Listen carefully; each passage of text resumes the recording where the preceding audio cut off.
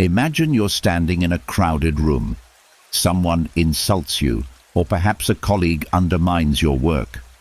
Your heart races, your mind spins with anger or self-doubt. What happens next? Do you react impulsively, throwing your emotions into the situation? Or do you pause, take a deep breath, and choose a response that aligns with your deepest values? In the modern world, we are constantly bombarded by triggers, stress, negativity, failure. Our first instinct is often to react, to let our emotions dictate the terms. But what if this very instinct is what's holding us back? What if true power lies not in reacting, but in mastering how we respond? In this journey, we'll explore the ancient wisdom of Stoicism, the psychological insights into human behavior, and the existential truths that challenge us to take control of our emotional responses. It's time to stop being victims of our emotions. It's time to respond like a Stoic. Picture this. You're sitting in traffic, already running late for an important meeting. The car in front of you suddenly brakes for no apparent reason. Your hands clench the steering wheel. Your jaw tightens. Heat rises in your chest, and before you know it, you're honking your horn with unnecessary aggression, perhaps even shouting at a stranger who can't hear you. This moment, this split second between stimulus and response, is where most of us lose ourselves. It's where we reveal the fragility of our emotional foundations and demonstrate what the ancient Stoics understood as the fundamental weakness of unexamined reaction. We live in a world of triggers. Every day we encounter situations that seem designed to test our composure. The colleague who takes credit for our work, the friend who cancels plans at the last minute, the technology that fails precisely when we need it most. These moments arrive without warning, and in them we face a choice that most of us don't even realize we're making. The choice is this: will we react or will we respond?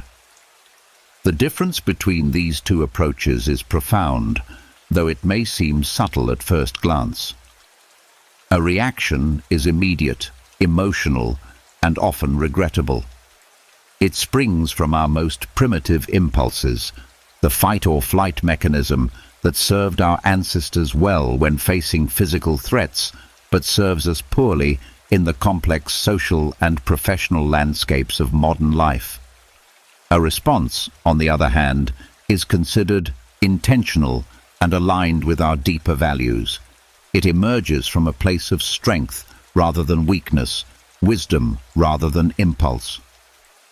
Consider the last time someone criticized your work. Did you immediately feel defensive? Did you start formulating counter-arguments before they had even finished speaking? Or perhaps you felt that familiar sting of wounded pride, followed by the urge to either retreat or attack.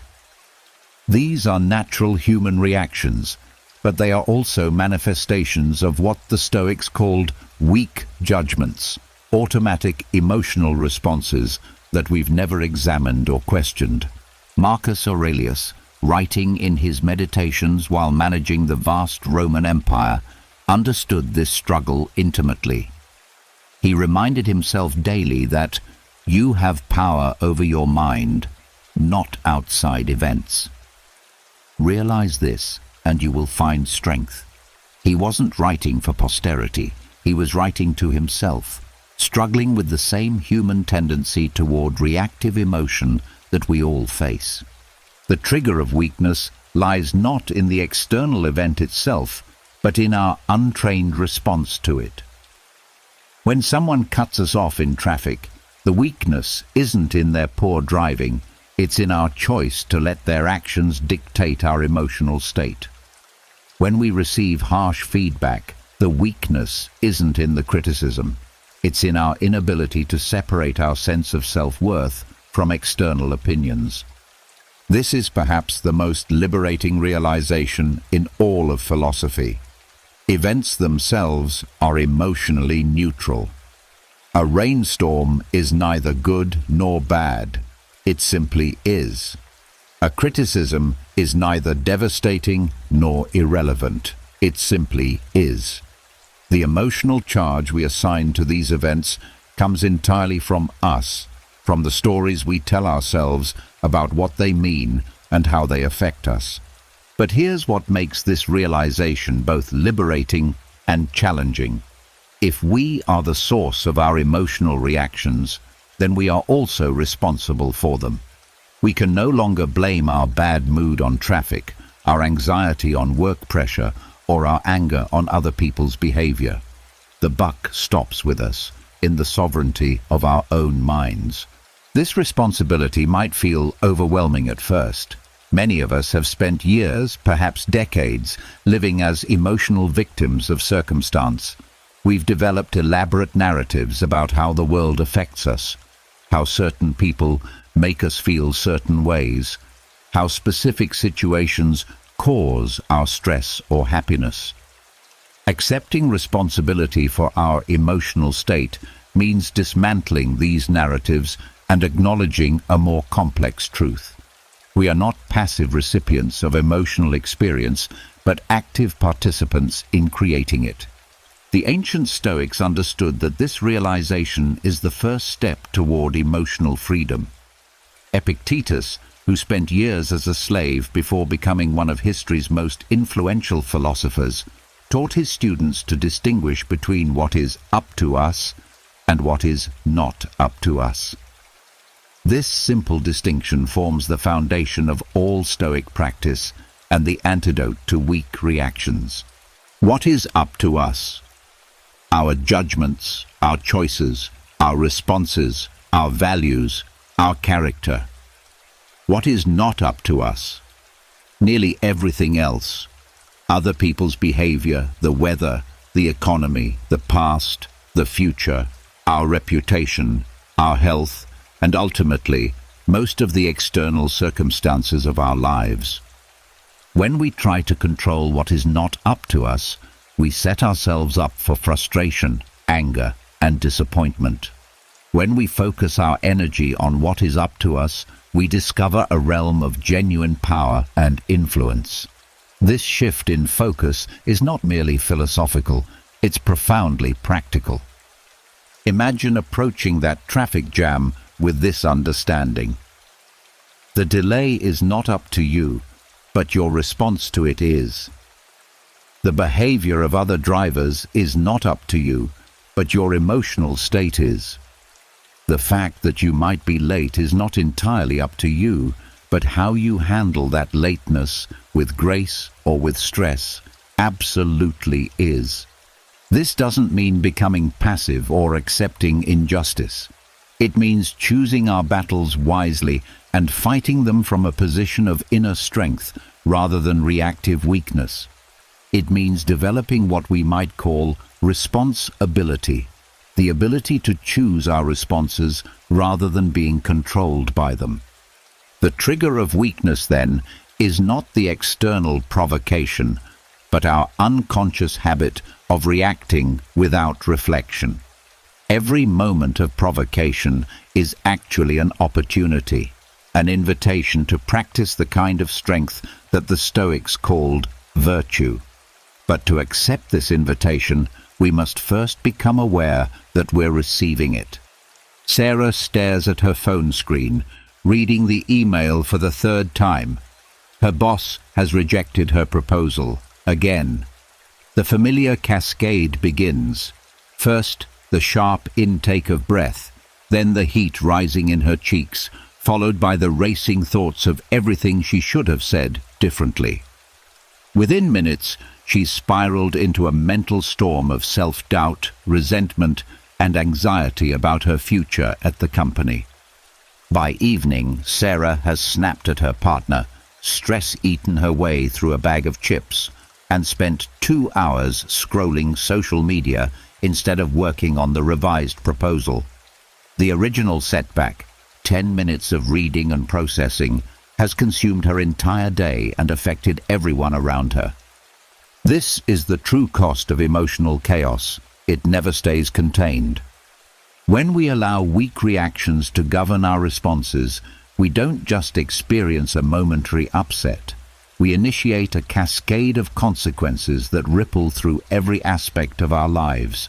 Like a stone thrown into still water, a single uncontrolled emotional reaction creates expanding circles of disruption that can last hours, days, or even years. The ancient Stoics understood this phenomenon intimately.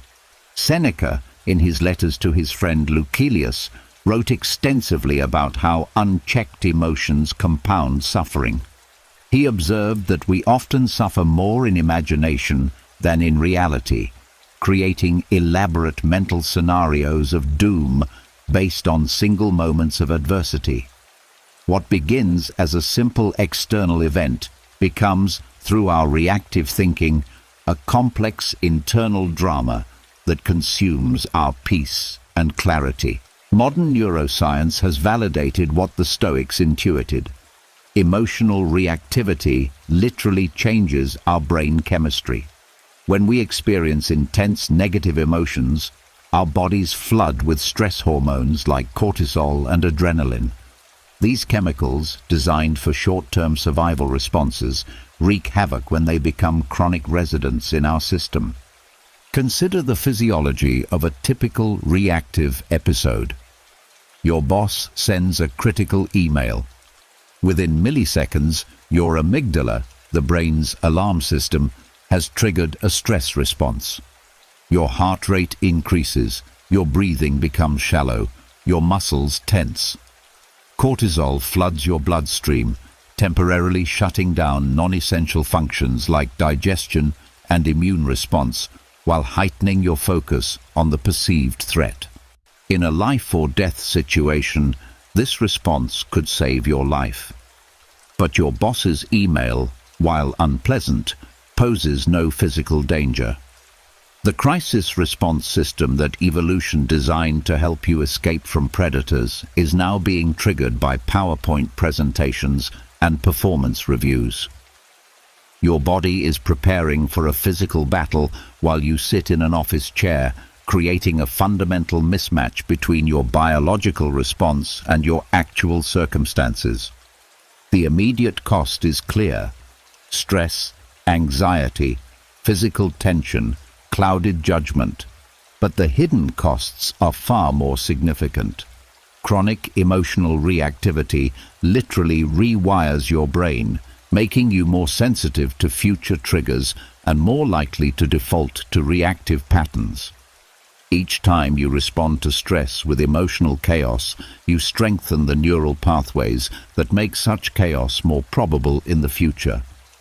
This is what psychologists call emotional hijacking, the moment when our rational, thoughtful mind gets overwhelmed by our emotional, reactive mind.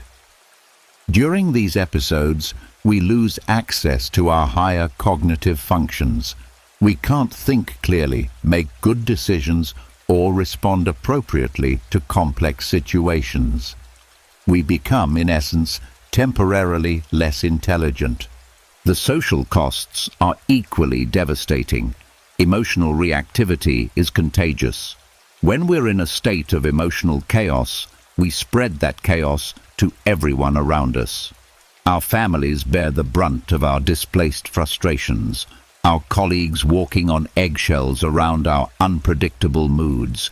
Our friendships suffer as we become less pleasant to be around, more likely to take offense, and less capable of offering support to others.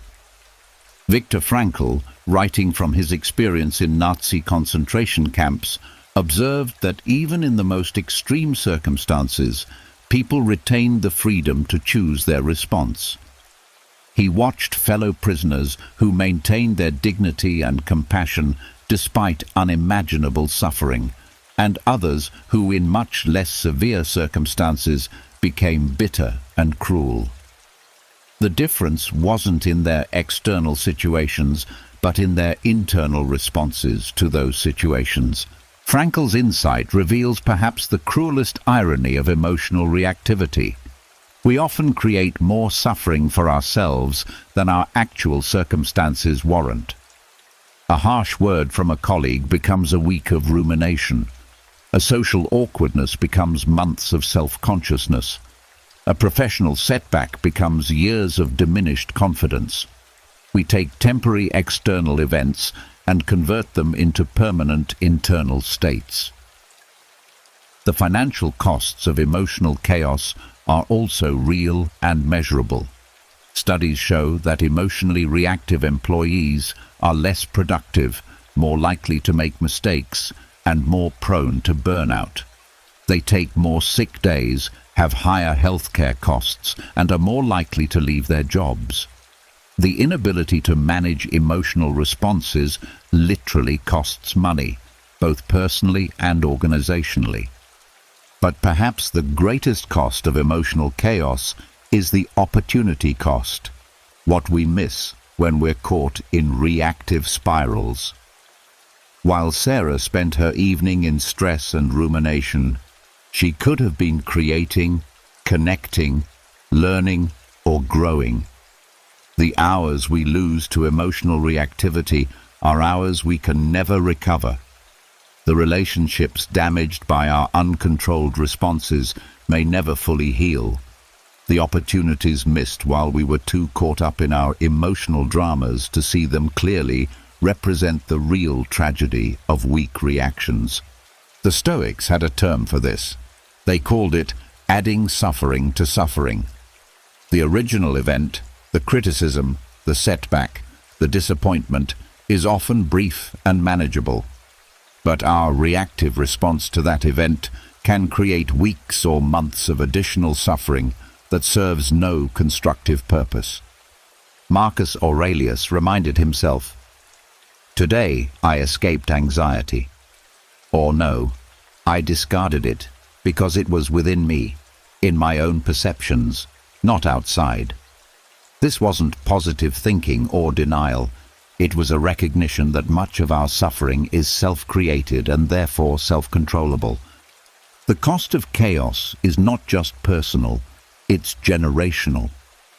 When we model emotional reactivity, we teach our children that this is how humans respond to adversity. We pass down patterns of weak reactions that may persist for generations. Conversely, when we learn to respond with strength and wisdom, we give our children, and everyone we encounter, a different model of what's possible. The question then becomes, if the cost of emotional chaos is so high, why do we continue to pay it? The answer lies in our lack of awareness and our absence of alternative strategies. Most of us have never been taught that there's another way to respond to life's challenges.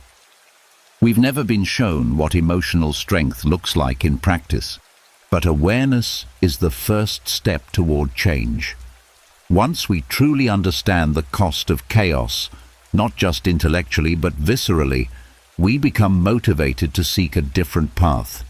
And fortunately, that path exists. It has been walked by countless individuals throughout history who discovered that there is indeed another way to live, another way to respond, another way to be human in the face of difficulty. James refreshes his email for the 15th time in an hour. The client hasn't responded to his proposal yet, and with each passing minute, his anxiety grows. He checks his phone, crafts several follow-up messages that he deletes before sending, and finds himself unable to focus on anything else. In his mind, he's already planning what he'll say if they reject his proposal, how he'll salvage the relationship, what he'll do if this deal falls through. What James doesn't realize is that he's attempting to control something that was never within his power to control, another person's decision-making process. He's expending enormous mental and emotional energy on an outcome that is entirely beyond his influence. This is the illusion that governs most of our suffering. The belief that we have far more control over our circumstances than we actually possess. We live as if we can control the weather by worrying about it, change other people's opinions by arguing with them, and guarantee outcomes by obsessing over them. We exhaust ourselves trying to manage variables that were never ours to manage, then wonder why we feel so powerless and frustrated. The ancient Stoics identified this as the fundamental error in human thinking. Epictetus, teaching in his school in Nicopolis nearly 2,000 years ago, drew a simple but revolutionary distinction. Some things are within our power, while others are not. This might seem obvious, even simplistic, but the implications of truly understanding this distinction are profound and life-changing. What we typically think we control, our reputation, other people's reactions, the outcomes of our efforts, our health, our financial success, exists largely outside our sphere of influence. What we rarely recognize we control, our judgments, our responses, our values, our character, constitutes our only real power in this world. This misunderstanding of control is not merely philosophical, it's psychological and practical. When we try to control the uncontrollable, we set ourselves up for chronic frustration, anxiety, and disappointment. We become like someone trying to steer a car by shouting at the road, wondering why they're not getting where they want to go. Consider the modern obsession with controlling outcomes. We live in a culture that promises us incredible agency over our lives. We're told that with enough effort, planning, and positive thinking, we can achieve anything we want. This message, while inspiring, is also fundamentally misleading. It suggests that failure is always a result of insufficient effort or improper technique, rather than acknowledging the role of factors beyond our control. An entrepreneur can have the best business plan, work 18-hour days, and make every right decision according to the best available information, and still fail because of market conditions, timing, or simple bad luck.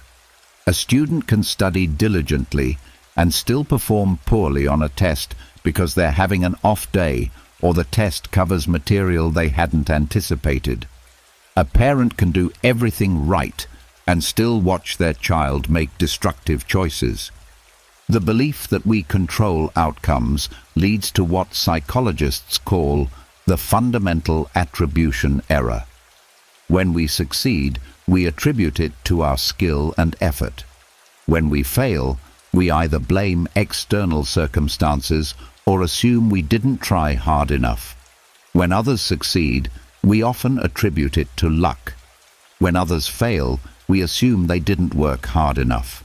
This inconsistent attribution keeps us trapped in the illusion that control is simply a matter of trying harder. But here's what the Stoics discovered. True control lies not in managing outcomes, but in mastering responses. We cannot control whether our business succeeds, but we can control the effort, integrity, and wisdom we bring to it.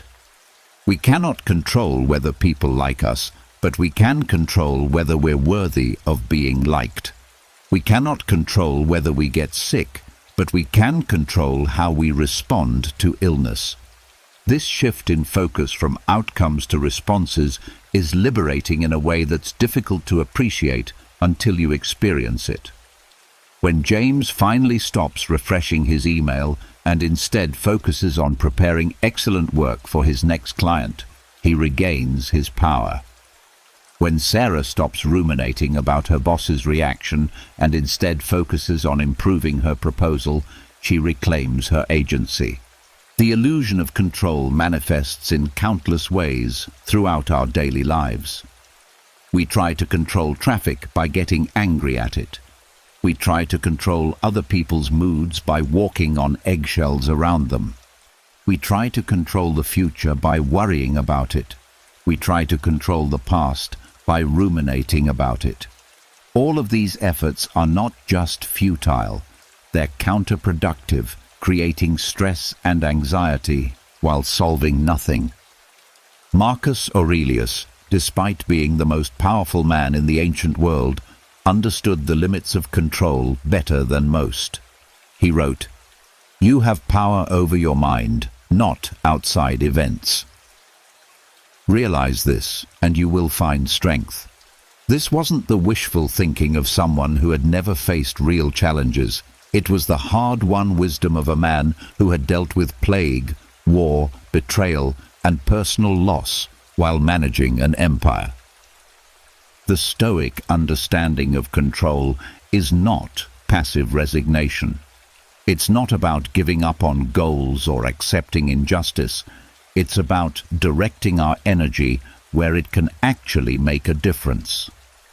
When we stop wasting effort on the uncontrollable, we have much more energy available for what we can actually influence. A practical example: imagine you're stuck in traffic on your way to an important meeting. You cannot control the traffic, the other drivers, or whether you'll be late. Spending mental energy on these uncontrollables creates stress without solving anything. But you can control your response to the situation. You can call ahead to let people know you might be late. You can use the time to prepare mentally for the meeting. You can practice staying calm under pressure. You can even choose to see this as an opportunity to practice patience. This shift from outcome control to response control is perhaps the most practical wisdom philosophy has to offer. It's the difference between being a victim of circumstances and being an agent of your own character. It's the difference between feeling powerless and recognizing your true power. The illusion of control is so persistent because it feels empowering to believe we can manage everything. It seems like giving up control would make us helpless, but the opposite is true. The illusion of control makes us helpless because it directs our efforts toward the impossible. Accepting what we cannot control frees us to focus on what we can. This doesn't mean we become passive or stop trying to influence outcomes. It means we understand the difference between influence and control. We can influence many things: our health through good habits, our relationships through kindness, our careers through excellent work. But we cannot control the ultimate outcomes of these influences. Understanding this distinction allows us to give our best effort without being destroyed when that effort doesn't guarantee the results we wanted. The path to emotional strength begins with this fundamental recognition. Most of what we think we control, we don't. And most of what we can actually control, we've been ignoring. Once we align our efforts with this reality, we stop fighting the impossible and start exercising our real power. We stop being victims of circumstance and become architects of our character. Maria sits in the oncologist's office, the words "metastatic cancer" hanging in the air like a fog she cannot clear. Her first instinct is to fight, not the disease, but the reality of it. This can't be happening, she thinks. This isn't fair. I eat well, I exercise, I've done everything right. For weeks she rages against the diagnosis, researching alternative treatments, seeking second opinions, desperately trying to find a way to make this not be true. But the cancer doesn't care about her protests. Her resistance to the reality of her situation only adds psychological suffering to her physical pain. It's only when Maria finally accepts her diagnosis, not giving up hope for treatment, but accepting the reality of what she's facing, that she finds the strength to fight effectively. Acceptance doesn't make her passive, it makes her powerful. This is the paradox that confounds most people. Acceptance is not surrender. It's the foundation of all genuine strength. We've been conditioned to believe that acceptance means giving up, that acknowledging difficult realities is tantamount to defeat. But the ancient Stoics understood something that modern culture often misses. Resistance to reality doesn't change reality. It only multiplies our suffering. Epictetus taught his students a revolutionary concept. Don't demand that things happen as you wish. Instead, wish that they happen as they do happen, and you will go on well. This wasn't advice to become passive or pessimistic. It was an instruction in the art of working with reality rather than against it. The Stoics called this principle amor fati, literally love of fate. It's perhaps the most misunderstood concept in all of philosophy. People imagine it means being happy about every terrible thing that happens, celebrating suffering, or adopting a naive optimism about life's challenges. But amor fati is far more sophisticated and practical than that. To love your fate doesn't mean to love everything that happens to you. It means to love the opportunity that every situation, pleasant or unpleasant, gives you to practice virtue, to grow stronger, to become more than you were. It means recognizing that your character is forged not in comfort, but in challenge, not in getting what you want, but in responding wisely to what you get. Consider the difference between two responses to job loss. Person A spends months angry about the unfairness of it, bitter toward their former employer, resistant to the reality of their situation. They burn through their savings while refusing to consider jobs they deem beneath them, waiting for their old position to somehow reappear. Person B immediately accepts the reality of their unemployment, grieves the loss briefly, then channels their energy into networking, skill development, and exploring new opportunities. Which person is more likely to find meaningful work quickly? The difference isn't optimism versus pessimism, it's acceptance versus resistance. Person B isn't happy about losing their job, but they accept the reality of it and work within that reality. Person A wastes enormous energy fighting what has already happened, energy that could be used to create a better future. This principle applies to every area of life. We can accept that our bodies age while still taking care of our health. We can accept that relationships sometimes end while still investing fully in the ones we have. We can accept that we'll face setbacks in pursuing our goals while still working diligently toward those goals. Acceptance is not passive. It's the prerequisite for effective action. You cannot solve a problem you refuse to acknowledge. You cannot heal from a wound you won't admit exists. You cannot improve a situation you're too busy resisting to understand clearly. The power of acceptance becomes even more apparent when we consider the alternative, the exhausting futility of resistance. When we resist reality, we're essentially arguing with what has already happened. We're demanding that the past be different, that other people be different, that the world operate according to our preferences rather than its own laws. This resistance shows up in countless ways throughout our daily experience. We resist traffic jams, as if our frustration could somehow make the cars move faster. We resist other people's opinions, as if our irritation could change their minds. We resist aging, as if our denial could stop time. We resist failure, as if our shame could retroactively improve our performance. All of this resistance accomplishes nothing except adding psychological suffering to whatever practical challenges we face. It's like being caught in quicksand and struggling. The struggle itself makes the situation worse. Seneca, writing from his experience as both a wealthy advisor to emperors and later as an exile stripped of his possessions, understood this principle intimately. He wrote, "Every new thing excites the mind, but a mind that seeks the truth turns from the new to the eternal." He had learned that happiness comes not from external circumstances aligning with our preferences, but from aligning our responses with wisdom. The practice of acceptance doesn't mean we stop having preferences or goals.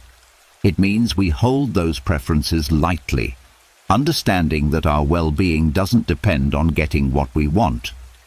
We can prefer health while accepting illness. We can prefer success while accepting failure. We can prefer comfort while accepting hardship. This nuanced relationship with preference and acceptance is what allows some people to maintain equanimity in the face of enormous challenges. They haven't given up on trying to improve their situations.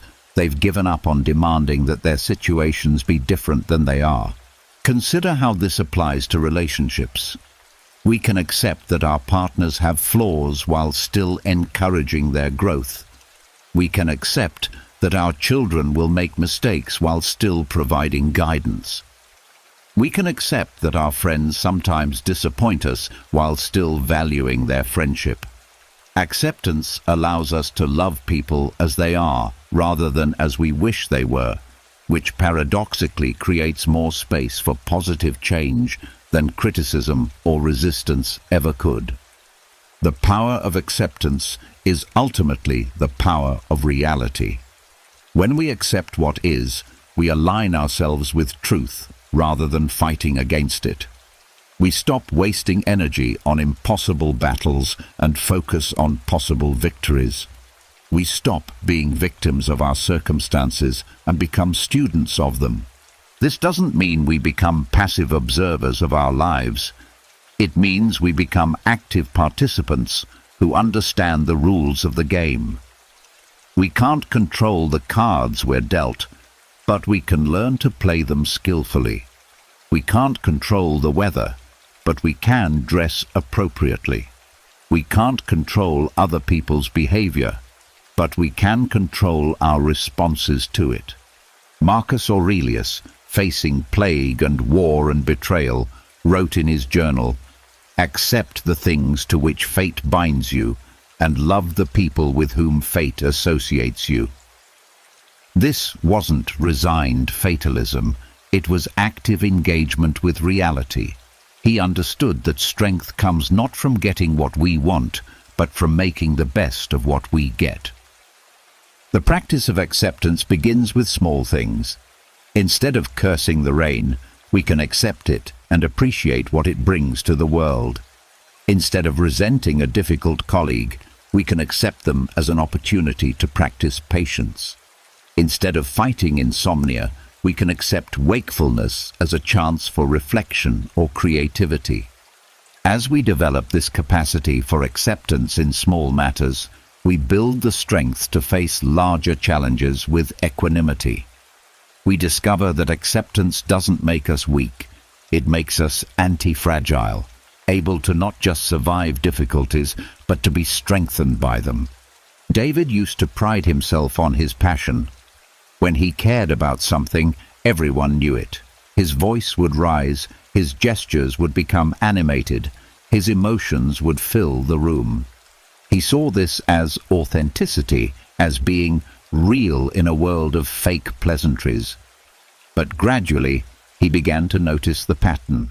His passionate outbursts rarely convinced anyone, often damaged relationships, and left him feeling drained and regretful. The turning point came during a particularly heated argument with his teenage daughter about her curfew. As he watched tears well up in her eyes, he realized that his emotional intensity wasn't making him more persuasive or more authentic. It was making him less effective and less kind. In that moment, he understood that what he had called passion was often just uncontrolled reactivity, and that true strength might look quite different than he had imagined. This is the insight that transforms lives. Emotional strength is not the absence of feeling, it's the mastery of response. We live in a culture that often conflates emotional intensity with emotional authenticity, that mistakes reactive displays for passionate engagement. We've been taught to let it all out, to express ourselves, to be true to our feelings. But the ancient Stoics understood something that our modern culture has largely forgotten. Our feelings are not our masters, and authentic living doesn't require emotional chaos. Emotional strength is perhaps the most misunderstood concept in personal development. Many people imagine it means becoming cold, detached, or unfeeling. They picture someone who never gets excited, never feels sad, never experiences anger or fear. But this is not strength. It's emotional numbness, and it's neither possible nor desirable for most human beings. True emotional strength looks quite different. It's the capacity to feel deeply without being controlled by those feelings. It's the ability to experience anger without being driven to cruelty, to feel sadness without being overwhelmed by despair, to face fear without being paralyzed by anxiety. It's emotional fitness, not the absence of emotional weight, but the strength to carry it gracefully. Think of emotional strength like physical strength. A physically strong person isn't someone who never encounters heavy objects. It's someone who can lift heavy objects without injury. Similarly, an emotionally strong person isn't someone who never encounters difficult emotions. It's someone who can experience difficult emotions without being damaged or derailed by them. The development of emotional strength follows principles similar to physical fitness. Just as we build physical strength through progressive resistance training, we build emotional strength through progressively challenging our emotional responses. Every moment of provocation becomes an opportunity to practice. Every trigger a chance to grow stronger. This process begins with awareness, the recognition that we have a choice in how we respond to emotional triggers. Most people go through life unconsciously reacting to their emotions, never realizing that there's space between feeling and action, between impulse and response. The first step toward emotional strength is claiming that space and learning to inhabit it consciously. Consider the neuroscience behind this process. When we experience a strong emotion, our amygdala, the brain's alarm system, immediately triggers a cascade of physiological responses. Our heart rate increases, stress hormones flood our system, and our prefrontal cortex, the part of the brain responsible for rational thinking, temporarily goes offline. This is why we often say or do things in emotional moments that we later regret. But here's what recent research has shown. We can train ourselves to create a pause between trigger and response, allowing our prefrontal cortex to come back online before we act. This pause, sometimes just a few seconds, is where emotional strength lives. It's the difference between reacting from our most primitive impulses and responding from our highest wisdom. The Stoics developed numerous practices for cultivating this pause and strengthening our emotional responses. Marcus Aurelius would remind himself each morning that he would encounter difficult people and challenging situations, mentally preparing himself to respond with virtue rather than reactivity. Seneca would practice voluntary discomfort, temporarily giving up luxuries to build resilience and reduce attachment to external circumstances. But perhaps the most practical Stoic technique for building emotional strength is what they called the discipline of perception. This involves questioning our initial emotional interpretations of events and looking for alternative, more balanced perspectives. When someone cuts us off in traffic, instead of immediately assuming malicious intent, we might consider that they could be having an emergency or simply made an honest mistake. When we receive criticism, instead of immediately feeling attacked, we might look for the valuable feedback hidden within the delivery. This practice doesn't require us to become naive or to ignore genuine problems. It requires us to become more accurate in our perceptions, less prone to the emotional distortions that cloud our judgment and derail our responses. It's the difference between emotional reactivity and emotional intelligence. The development of emotional strength also requires us to understand the difference between temporary emotions and permanent character. Our emotions are like weather. They come and go, change intensity, and are largely influenced by factors beyond our control. Our character, however, is like climate. It represents our consistent patterns of response over time, and it's entirely within our influence. When we're feeling angry, we are not an angry person.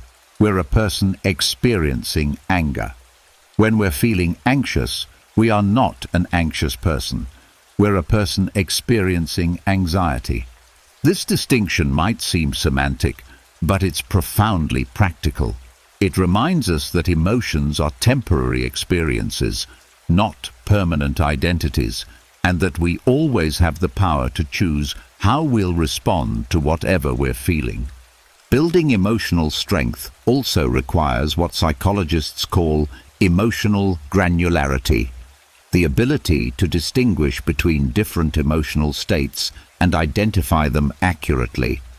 Most people operate with a very limited emotional vocabulary, categorizing their experiences as simply good or bad, happy or sad, calm or stressed. But emotions are far more nuanced, and the more precisely we can identify what we're feeling, the more effectively we can respond to it. The person who can distinguish between frustration and rage, between concern and anxiety, between disappointment and despair, has many more options for response than the person who experiences all negative emotions as undifferentiated upset. Emotional granularity gives us choice, and choice is the foundation of strength. Perhaps most importantly, emotional strength requires practice. Like physical fitness, emotional fitness must be maintained through consistent effort. We can't expect to respond wisely to a major crisis if we haven't practiced responding wisely to minor annoyances. Every day offers opportunities to strengthen our emotional responses. The slow internet connection, the inconsiderate neighbor, the unexpected delay. The beautiful thing about building emotional strength is that it creates a positive feedback loop.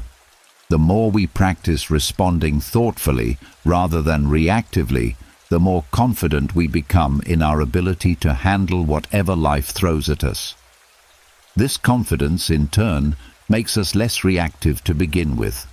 We become less easily triggered because we trust our ability to handle triggers skillfully. This is the promise of emotional strength, not a life without challenges, but the capacity to meet any challenge with wisdom, grace, and integrity. It's the foundation of all other strengths: professional effectiveness, relationship satisfaction, personal resilience, and meaningful contribution to the world. The journey toward emotional strength is not easy, and it's never complete. Even the most emotionally mature people continue to face situations that challenge their equanimity. But the effort is worthwhile because it leads to something invaluable: the freedom to be your best self, regardless of circumstances, the ability to respond to life from your highest wisdom rather than your most primitive impulses. As we complete this first act of our exploration, we've laid the foundation for transformation.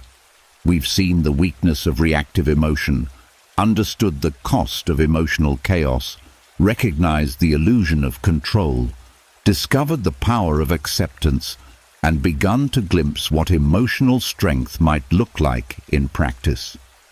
Now we're ready to explore how the ancient wisdom of Stoicism can provide practical tools for building this strength in our daily lives.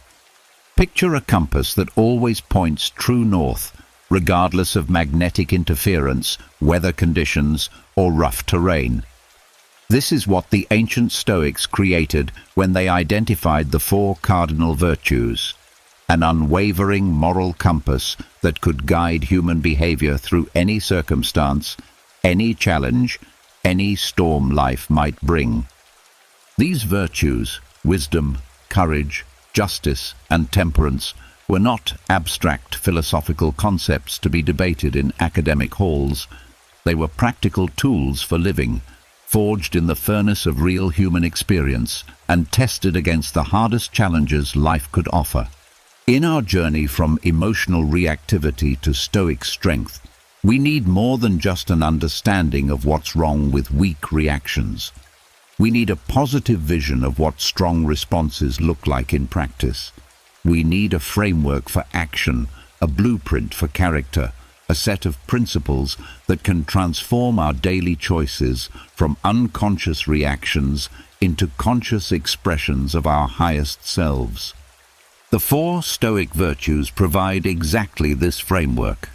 They are not merely ideals to admire, but practical guidelines for every decision, every interaction, every moment of choice that defines our lives. Let's explore each virtue and discover how it can reshape our responses to life's inevitable challenges. Wisdom, Sophia, is the foundational virtue, the one that makes all others possible. But Stoic wisdom is not academic knowledge or intellectual cleverness. It's the practical understanding of how to live well, how to see situations clearly, and how to respond appropriately to whatever circumstances arise. Wisdom in the Stoic sense begins with self-knowledge, understanding our own strengths, weaknesses, motivations, and patterns of behavior. It includes the ability to distinguish between what matters and what doesn't, what we can control and what we can't, what will truly contribute to our well-being and what will merely provide temporary pleasure or distraction. Consider how wisdom transforms our response to criticism. The emotionally reactive person hears criticism and immediately feels attacked, defensive, or ashamed. Their response comes from ego, not wisdom. The person practicing Stoic wisdom pauses and asks, "Is there truth in this criticism that can help me improve? Is this person trying to help me or harm me? How can I respond in a way that serves both my growth and our relationship?" This doesn't mean accepting all criticism uncritically, but it means responding thoughtfully rather than defensively. Wisdom allows us to extract value from even poorly delivered feedback while maintaining our emotional equilibrium. Courage, fortitudo, is perhaps the most misunderstood virtue in our modern context. We often think of courage as the absence of fear or as dramatic acts of heroism. But Stoic courage is far more subtle and far more practical. It's the willingness to do what is right even when it's difficult, uncomfortable, or unpopular. Courage shows up in small daily choices as much as in life-changing moments. It's the courage to have difficult conversations rather than avoiding conflict. It's the courage to maintain your principles when others compromise theirs. It's the courage to pursue meaningful goals despite the risk of failure. It's the courage to be vulnerable in relationships despite the risk of rejection. Most importantly for our purposes, courage is what allows us to break free from weak reactive patterns. It takes courage to pause when our emotions are screaming at us to react immediately. It takes courage to choose a thoughtful response when a reactive one would be easier. It takes courage to face our own emotional patterns honestly and work to change them. Think about the last time you chose not to respond to a provocative email immediately, instead taking time to craft a thoughtful reply. That pause required courage, the courage to sit with your initial emotional reaction without immediately acting on it. Justice, dikaiosune, in Stoic philosophy, extends far beyond legal fairness or social justice, though it includes both. Justice is about recognizing our fundamental interconnectedness with other human beings and acting in ways that honor that connection. It's about treating others with the respect and consideration we would want for ourselves. Justice transforms how we respond to difficult people. Instead of meeting rudeness with rudeness, justice calls us to respond with courtesy. Instead of responding to anger with anger, justice asks us to respond with understanding. This doesn't mean becoming a doormat or failing to set boundaries. It means setting boundaries with wisdom and compassion rather than with revenge or spite. A practical example. When someone cuts you off in traffic, justice reminds you that this person is someone's child, parent, or sibling, a fellow human being deserving of basic consideration, even when their behavior is inconsiderate. Justice doesn't require you to approve of their driving, but it does call you to respond without malice or the desire for revenge. Temperance, sophrosina, is the virtue of moderation and self-control. In our culture of extremes, extreme emotions, extreme consumption, extreme positions on every issue, temperance offers a different way of engaging with the world. Temperance governs not just our consumption of food, drink, or material goods, but our consumption of emotions, entertainment, information, and stimulation. It's the wisdom to know when enough is enough, when to engage and when to withdraw, when to speak and when to remain silent. In the context of emotional reactions, temperance is what allows us to feel our emotions without being overwhelmed by them. It's the ability to experience anger without being consumed by rage, to feel sadness without sinking into despair, to experience fear without being paralyzed by anxiety. Temperance also governs our response to success and pleasure. It helps us enjoy good fortune without becoming attached to it, celebrate achievements without becoming arrogant, and receive praise without needing it for our self-worth. These four virtues work together like the legs of a table. Each one supports and strengthens the others. Wisdom without courage remains merely academic. Courage without justice becomes reckless or cruel. Justice without temperance becomes self-righteous extremism. Temperance without wisdom becomes rigid rule-following rather than thoughtful moderation. The beauty of the virtue-based approach is that it gives us a positive framework for action rather than just a list of things to avoid. Instead of simply trying not to react emotionally, we can actively choose to respond wisely. Instead of just trying not to be cowardly, we can actively choose to be brave. Instead of just trying not to be selfish, we can actively choose to be just. Instead of just trying not to be excessive, we can actively choose to be temperate. This shift from avoiding negative behaviors to embodying positive virtues is transformational. It moves us from a defensive posture to an offensive one, from trying not to fail to actively working to succeed, from being defined by what we're against to being defined by what we're for. The Stoics understood that virtue is not a destination, but a practice. We don't achieve wisdom once and for all. We practice making wise choices daily. We don't become perfectly courageous. We practice acting courageously in each situation that calls for it. We don't attain perfect justice. We practice treating others with fairness and respect in each interaction. We don't achieve perfect temperance. We practice moderation in each moment of choice.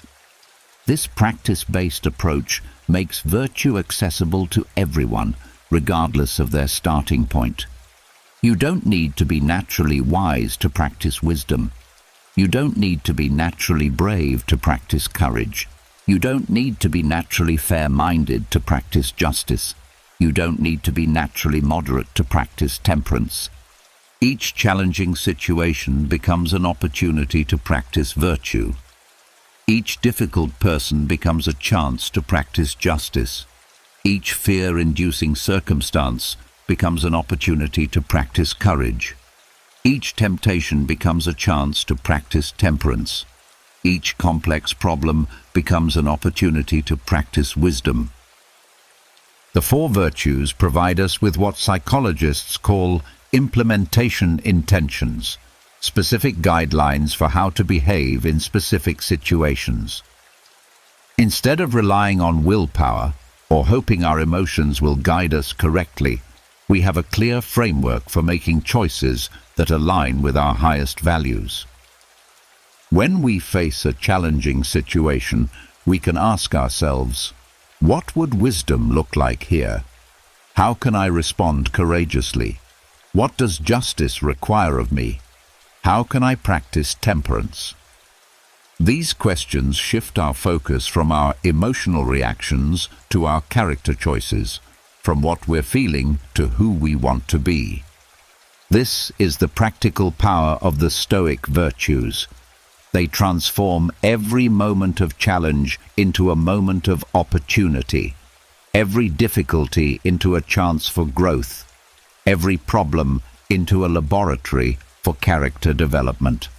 They give us a way to win even when we lose, to grow even when we're knocked down, to become stronger precisely because of the challenges we face.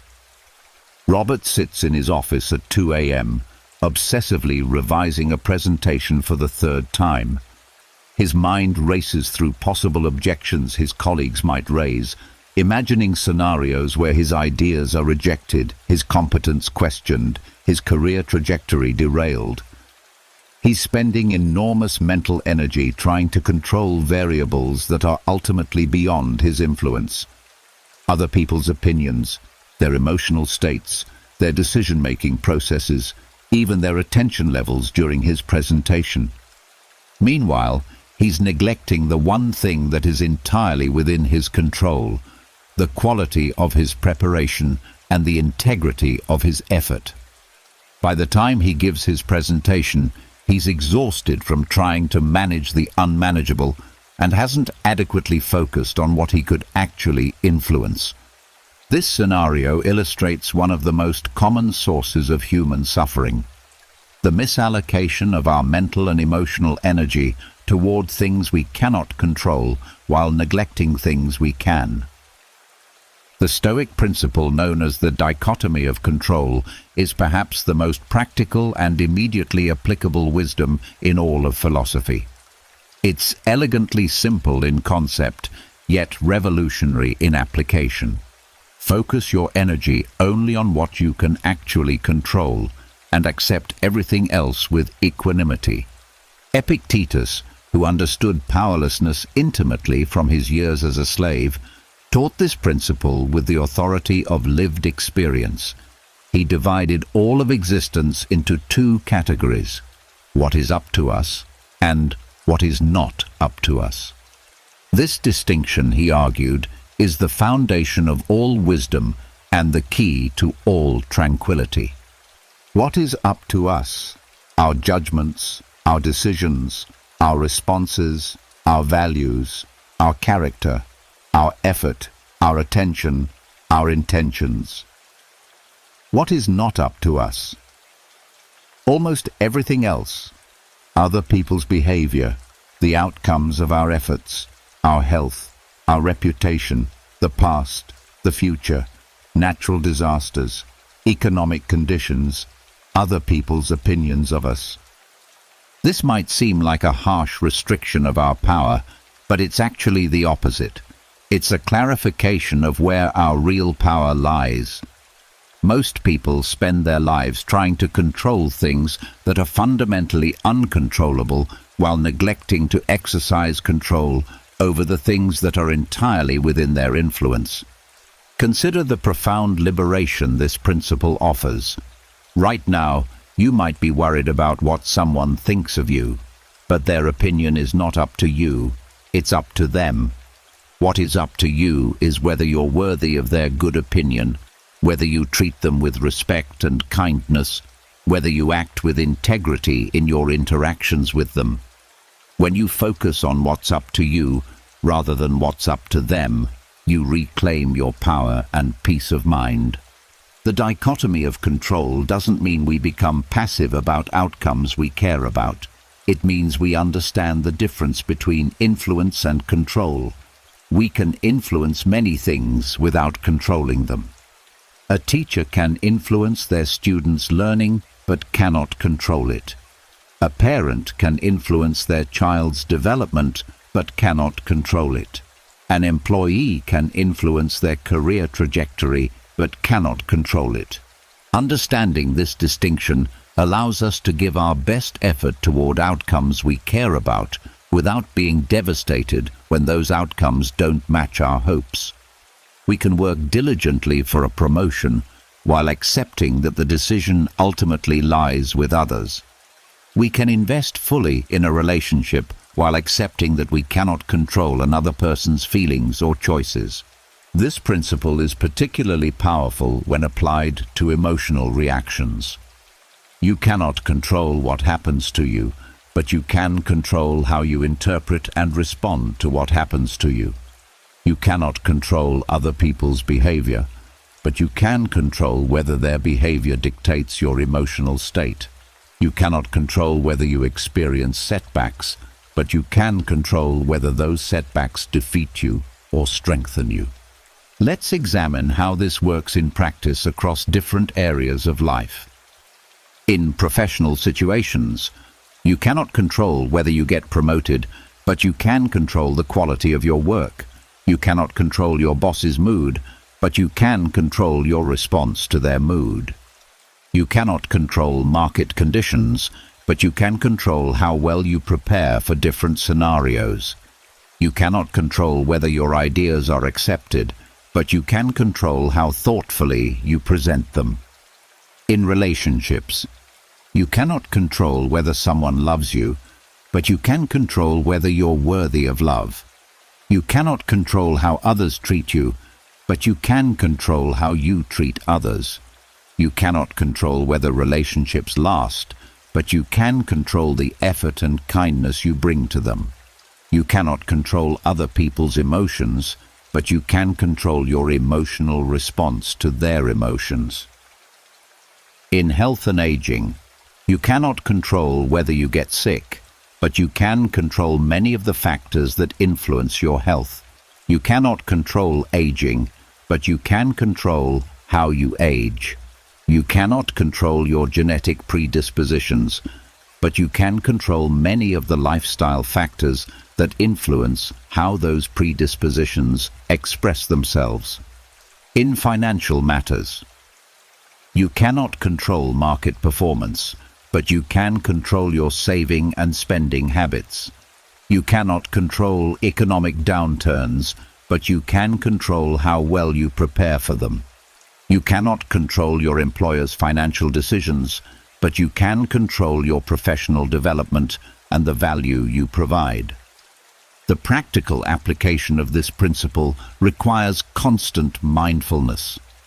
Our natural tendency is to worry about outcomes, to try to manage other people's reactions, to ruminate about things beyond our control. Breaking these habits requires conscious effort and repeated practice.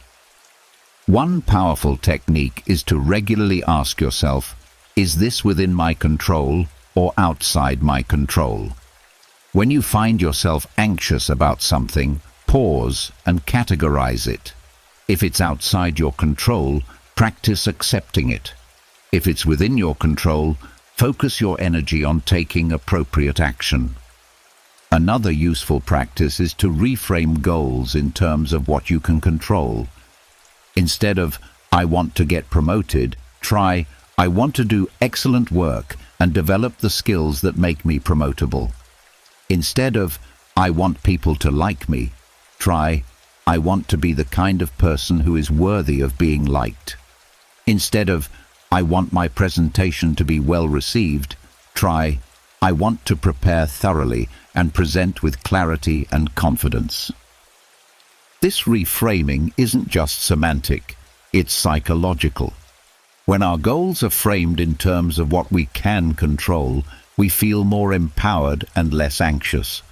We're no longer dependent on external validation or circumstances for our sense of success and self-worth. The dichotomy of control also provides a framework for evaluating whether our emotional reactions are proportionate and productive. If you're upset about something outside your control, that emotion is likely neither helpful nor justified. If you're concerned about something within your control, that concern can motivate appropriate action. This doesn't mean we become emotionally detached from outcomes we care about. It means we hold our preferences lightly while holding our principles firmly. We can prefer certain outcomes while not being dependent on them for our well-being. We can work toward goals while not being devastated if we don't achieve them. Marcus Aurelius, despite being the most powerful person in the ancient world, understood that even emperors are subject to forces beyond their control.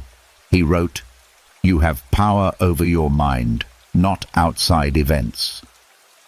Realize this, and you will find strength. This wasn't the observation of someone who had never faced real challenges. It was the hard-won wisdom of someone who had managed plague, war, and political intrigue while maintaining his philosophical principles. The relief that comes from truly understanding and applying the dichotomy of control is profound. So much of our mental energy gets wasted on worrying about things we cannot influence. When we redirect that energy toward things we can actually control, we become both more effective and more peaceful. This principle doesn't solve all of life's problems, but it provides a framework for approaching any problem with clarity and wisdom. It helps us distinguish between productive concern and useless worry, between appropriate effort and futile struggle, between healthy influence and unhealthy control. The dichotomy of control is ultimately about freedom. Freedom from the exhausting attempt to manage the unmanageable. Freedom from emotional dependence on external circumstances. Freedom to focus our finite energy on our infinite capacity for choosing wise and virtuous responses to whatever life brings our way. The email arrives at the worst possible moment. Lisa is already running behind schedule, dealing with a sick child and managing 3 competing deadlines. The message from her colleague is unnecessarily harsh, questioning her competence on a project she's poured her heart into. Her first impulse is immediate and overwhelming: fire back with equal harshness, defend herself aggressively, maybe even copy their supervisor to escalate the conflict. But something makes her pause. Instead of responding from her gut reaction, she asks herself a different question. What would courage look like here? What would justice require? How can I respond with wisdom and temperance? In that pause, everything changes.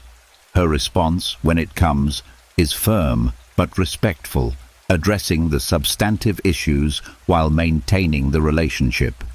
She chooses virtue over emotion, response over reaction. This is the daily practice of Stoicism, the moment-by-moment choice to respond from our highest principles rather than our immediate emotions. We live in a culture that often treats emotions as infallible guides to action. Follow your heart, we're told. Trust your gut. If it feels right, do it. But the Stoics understood something that modern culture often misses. Emotions are information, not instructions. They tell us something about our current state, but they don't necessarily tell us what we should do about it. Emotions are evolutionary tools designed for a world very different from the one we inhabit. Fear kept our ancestors alive when they faced physical predators, but it's less helpful when we're facing a performance review. Anger motivated our ancestors to defend their territory, but it's counterproductive when we're dealing with a difficult customer. Our emotional responses were calibrated for immediate physical threats, not for the complex social, professional, and personal challenges of modern life. This doesn't mean emotions are bad or that we should ignore them. It means we need to develop the capacity to feel our emotions without being controlled by them, to use emotional information without being used by it. We need to create space between stimulus and response, between feeling and action, between impulse and choice. The Stoic approach to emotional response is built on a simple but revolutionary idea. We can choose our responses based on virtue rather than emotion. Instead of asking, "How do I feel about this?" we can ask, "What does virtue require here?" Instead of reacting from our immediate emotional state, we can respond from our deepest values. Let's explore how each of the 4 virtues can guide our responses in challenging situations. Responding with wisdom means taking time to understand situations clearly before reacting. It means gathering information, considering multiple perspectives, and thinking through the likely consequences of different responses. Wisdom asks, what's really going on here? What don't I understand? What would the wisest response look like? When someone criticizes us, wisdom helps us separate the valid feedback from the poor delivery, the content from the tone, the helpful information from the personal attack. When we face a setback, wisdom helps us see it as information rather than catastrophe, as a course correction rather than a failure. Wisdom also means understanding our own patterns and triggers. If we know we tend to overreact to certain types of situations, wisdom prepares us for those moments and helps us respond more skillfully when they arise. Responding with courage means doing what's right even when it's difficult, uncomfortable, or unpopular. It means having difficult conversations instead of avoiding them, setting boundaries instead of people-pleasing, pursuing our values instead of taking the easy path. Courage in daily life often looks like vulnerability rather than aggression. It takes courage to admit when we're wrong, to ask for help when we need it, to say no when we're overcommitted, to express appreciation when we feel it. It takes courage to be authentic in a world that often rewards performance, to be kind when others are harsh, to remain calm when others are agitated. When someone treats us poorly, courage doesn't mean retaliating. It means responding in a way that honors our principles. When we face a challenge that scares us, courage doesn't mean feeling fearless. It means acting with integrity despite our fears. Responding with justice means considering the impact of our responses on others and on the broader community. It means treating people with fairness and respect, even when they don't treat us the same way. Justice asks, how can I respond in a way that honors the dignity of everyone involved? Justice doesn't mean being a pushover or failing to advocate for ourselves. It means advocating for ourselves in ways that don't diminish others, setting boundaries without cruelty, defending our positions without attacking the person who disagrees with us. When someone is rude to us, justice reminds us that they're probably struggling with something we don't understand. When we're in conflict with others, justice calls us to fight for what's right without demonizing those who disagree. When we have power over others, justice requires us to use that power responsibly. Responding with temperance means choosing moderation in our responses, avoiding extremes of emotion or action. It means not overreacting to small problems or underreacting to serious ones. Temperance asks, what's the appropriate level of response here? Temperance helps us match our response to the actual magnitude of the situation. When someone makes a minor mistake, temperance keeps us from responding as if they'd committed a major betrayal. When we receive good news, temperance keeps us from becoming overconfident or complacent. Temperance also governs the intensity and duration of our emotional responses. We can feel angry without staying angry all day, experience disappointment without letting it ruin our week, celebrate success without becoming arrogant. The Stoics developed a specific practice for implementing virtue-based responses called premeditatio malorum, the premeditation of evils or adversities. This isn't about being pessimistic or expecting the worst. It's about mentally preparing ourselves to respond virtuously to likely challenges. Each morning, we might spend a few minutes thinking about the challenges we're likely to face that day and considering how we want to respond to them. If we know we have a difficult meeting, we can prepare ourselves to respond with wisdom and justice rather than defensiveness or aggression.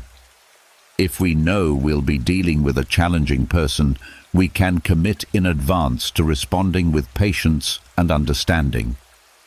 This mental preparation is like rehearsing for a performance. When the challenging moment arrives, we're not caught off guard by our emotional reactions. We've already considered what virtue looks like in this situation, and we're prepared to choose response over reaction. Another powerful practice is the pause. When we feel a strong emotional reaction arising, we can create a brief space before responding. This might be as simple as taking 3 deep breaths, counting to 10, or excusing ourselves for a moment. In that pause, we can remember our commitment to virtue and choose our response accordingly. The pause is particularly important in our digital age, where we can send emails, post on social media, or text messages instantaneously. The same emotional reaction that might have had time to cool in the era of handwritten letters can now be broadcast to the world in seconds. Creating artificial pauses, writing emails without sending them immediately, waiting before posting on social media, can save us from responses we'd later regret. The practice of responding with virtue rather than emotion doesn't eliminate our emotional experiences. If anything, it allows us to feel our emotions more fully, because we're not afraid of being controlled by them. When we know we can choose our responses, we can afford to experience our feelings without immediately acting on them.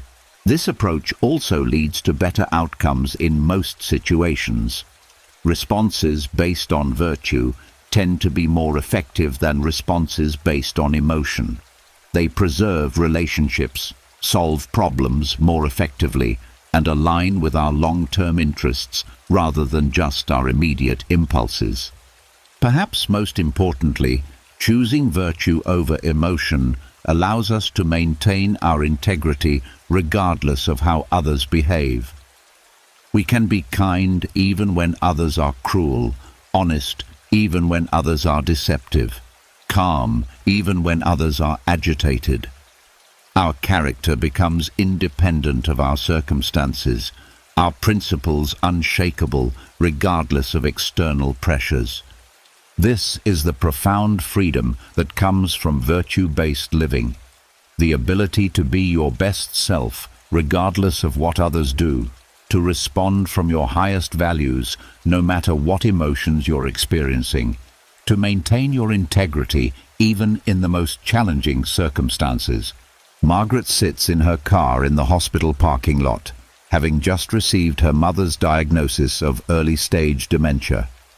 The news she's been dreading for months has finally arrived, and with it comes a flood of emotions: grief, fear, anger, helplessness.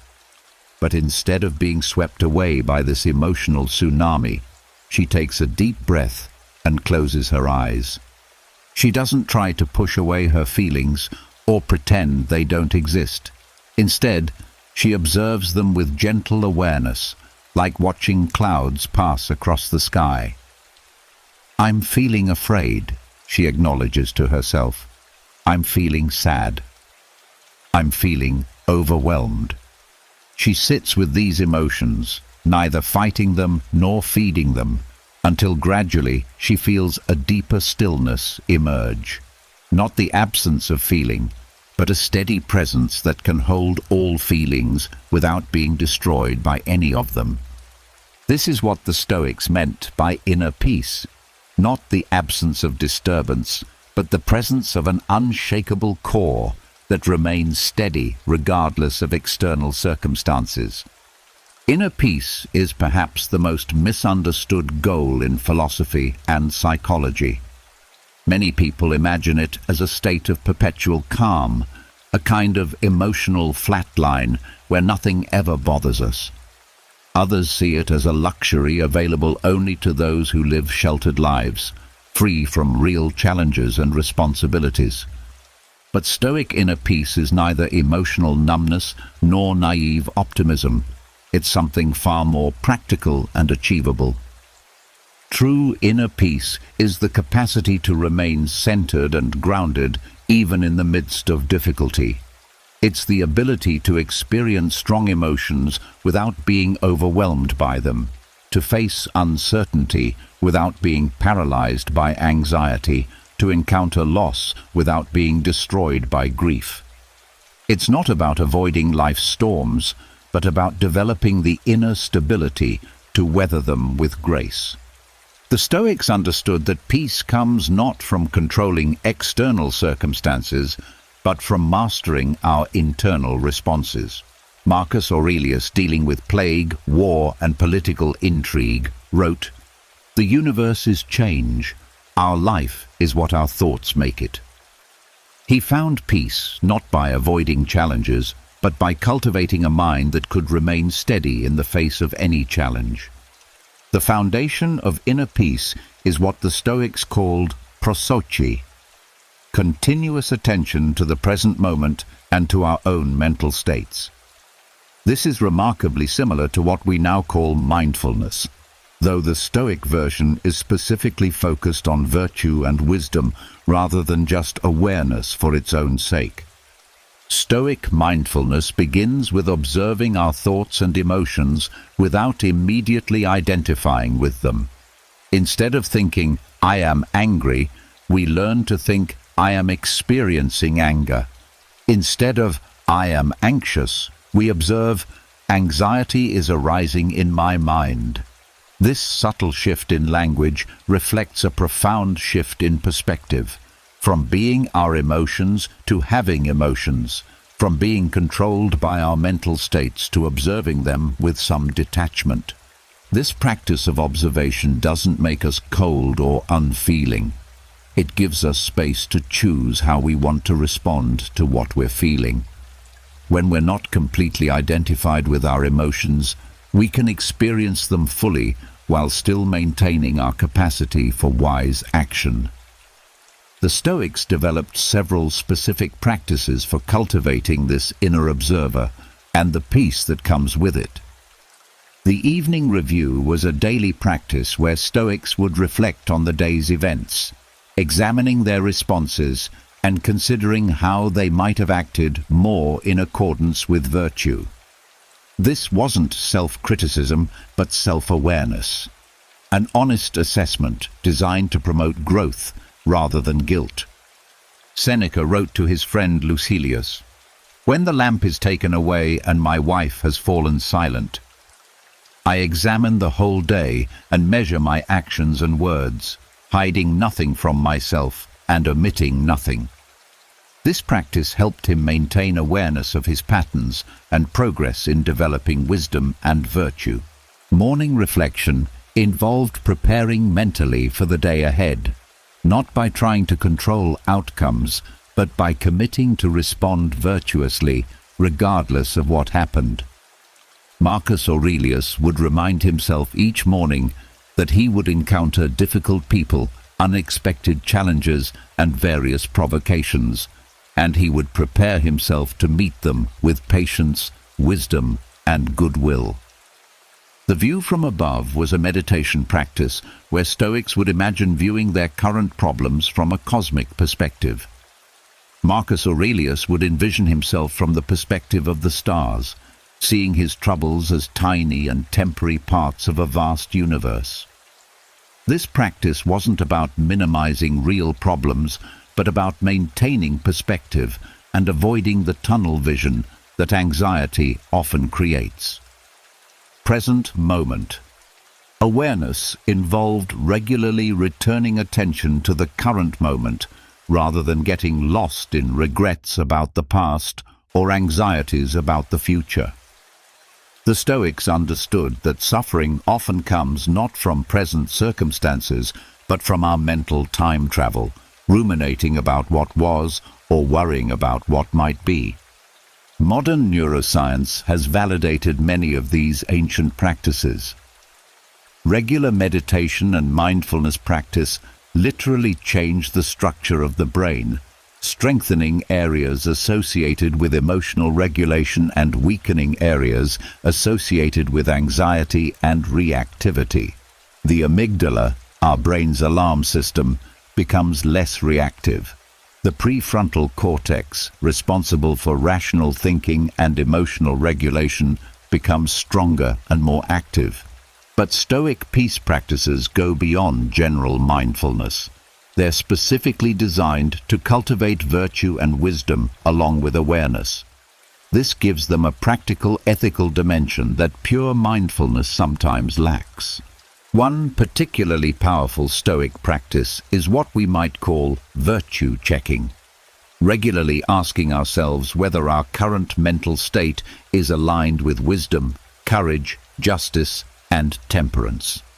If we're feeling angry, we can ask, is this anger just? Is it proportionate? Is it leading me toward virtuous action or just toward venting?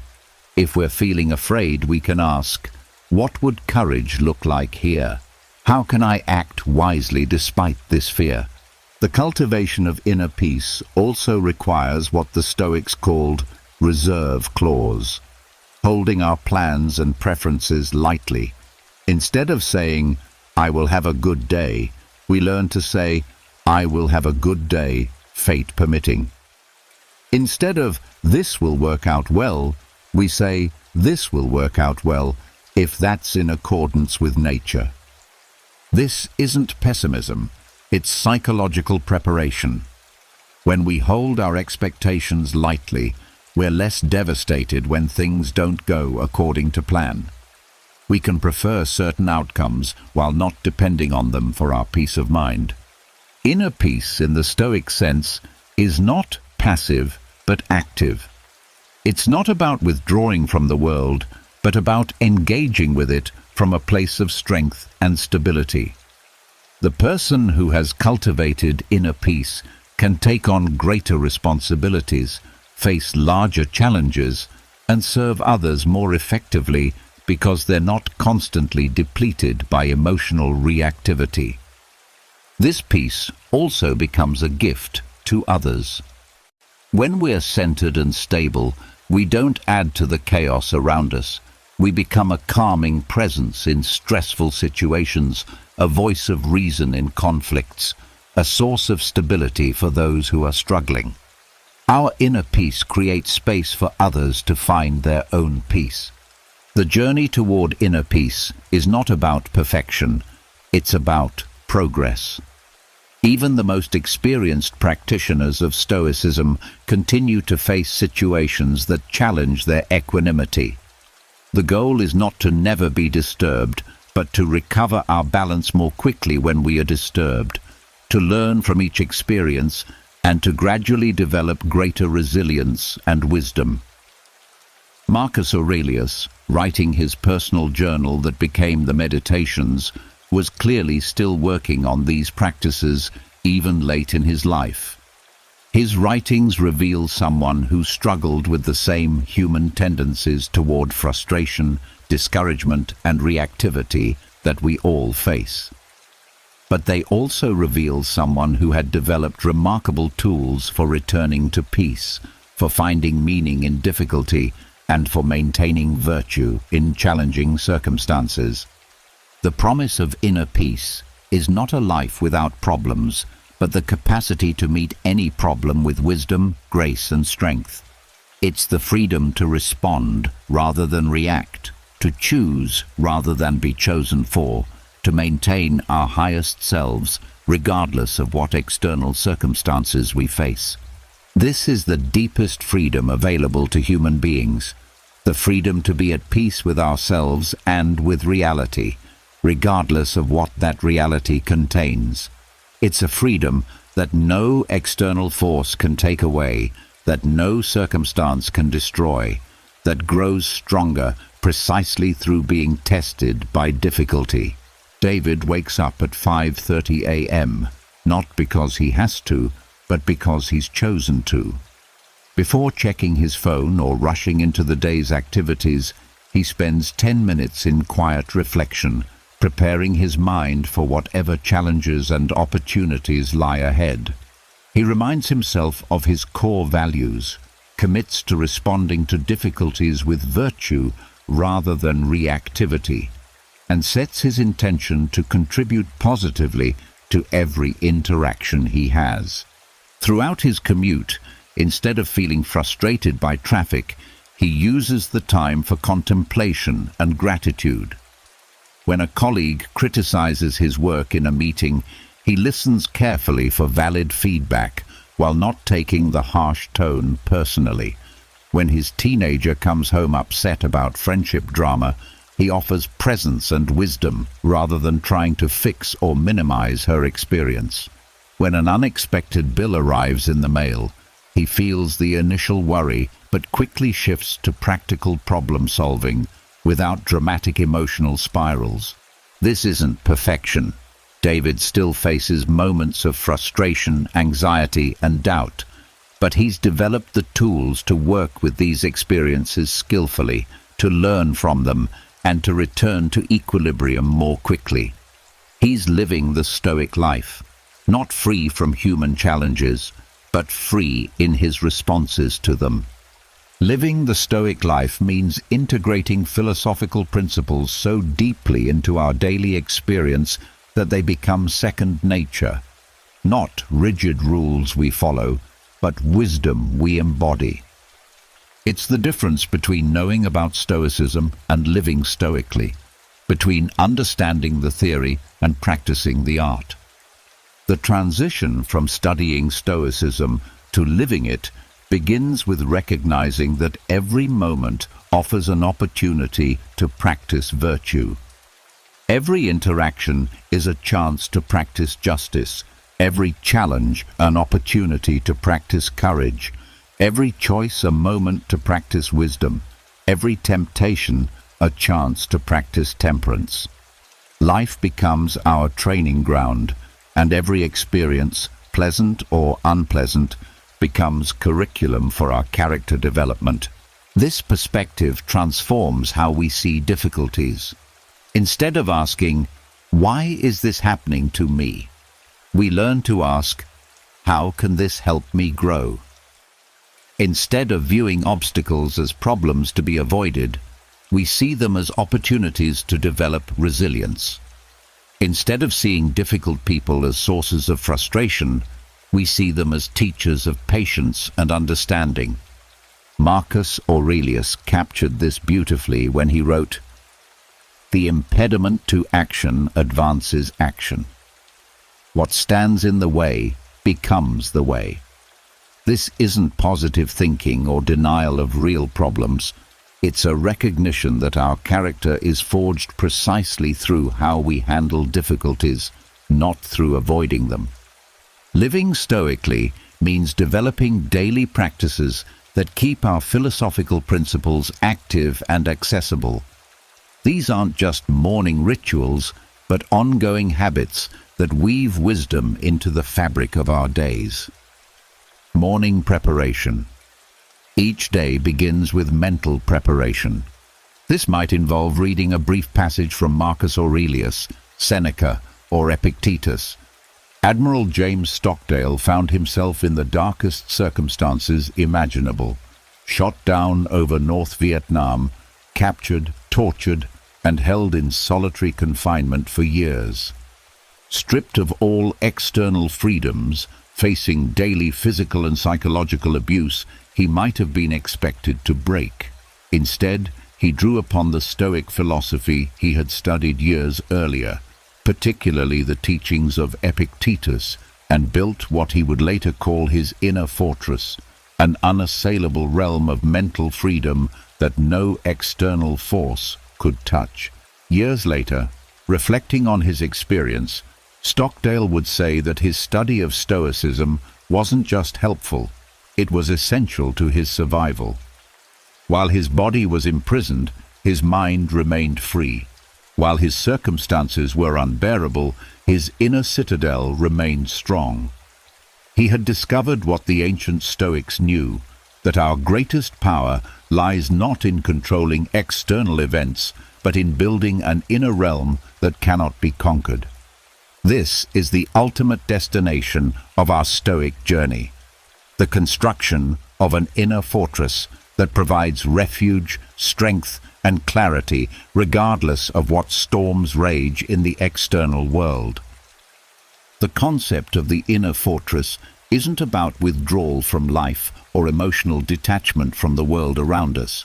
It's about creating a core of stability within ourselves that allows us to engage more fully and effectively with life's challenges. It's the development of what psychologists now call psychological resilience, the capacity to maintain or quickly regain mental health during or after periods of adversity. But the Stoic inner fortress goes beyond mere resilience. It's not just about surviving difficulties, it's about maintaining our highest qualities of wisdom, courage, justice, and temperance, precisely when circumstances would naturally push us toward lesser responses. It's the capacity to remain kind when others are cruel, to stay calm when others panic, to think clearly when others are confused, to act ethically when others compromise their principles. The foundation of this inner fortress is the deep internalization of the principles we've been exploring. The understanding that our responses are always within our control, that virtue is the only true good, that external circumstances cannot determine our essential well-being, that every challenge is an opportunity to practice and strengthen our character. The architecture of inner strength. Building an inner fortress requires understanding its essential components. Like any strong structure, it must be built on solid foundations and reinforced through consistent maintenance. The foundation, core values. The bedrock of the inner fortress consists of clearly defined, deeply held values that remain constant regardless of external pressures. These aren't abstract ideals, but practical principles that guide daily decisions. For the Stoic, these values center on the four virtues, but they must be personalized and made specific to your life circumstances. What do you stand for when everything else is uncertain? What principles will you not compromise even under pressure? What kind of person do you want to be when no one is watching?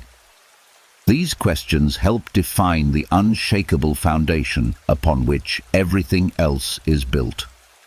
The walls. Philosophical perspective. The walls of the inner fortress are built from philosophical understanding, the deep knowledge that your essential self cannot be harmed by external events.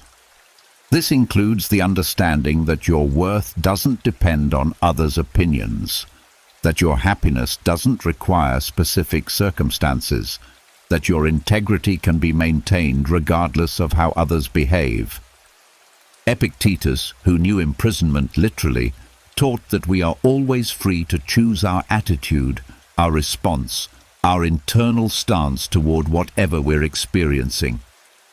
This perspective creates protective barriers around our essential self, allowing us to remain centered even when external circumstances are chaotic. The Watchtower. Self-awareness. At the highest point of the inner fortress stands the watchtower of self-awareness.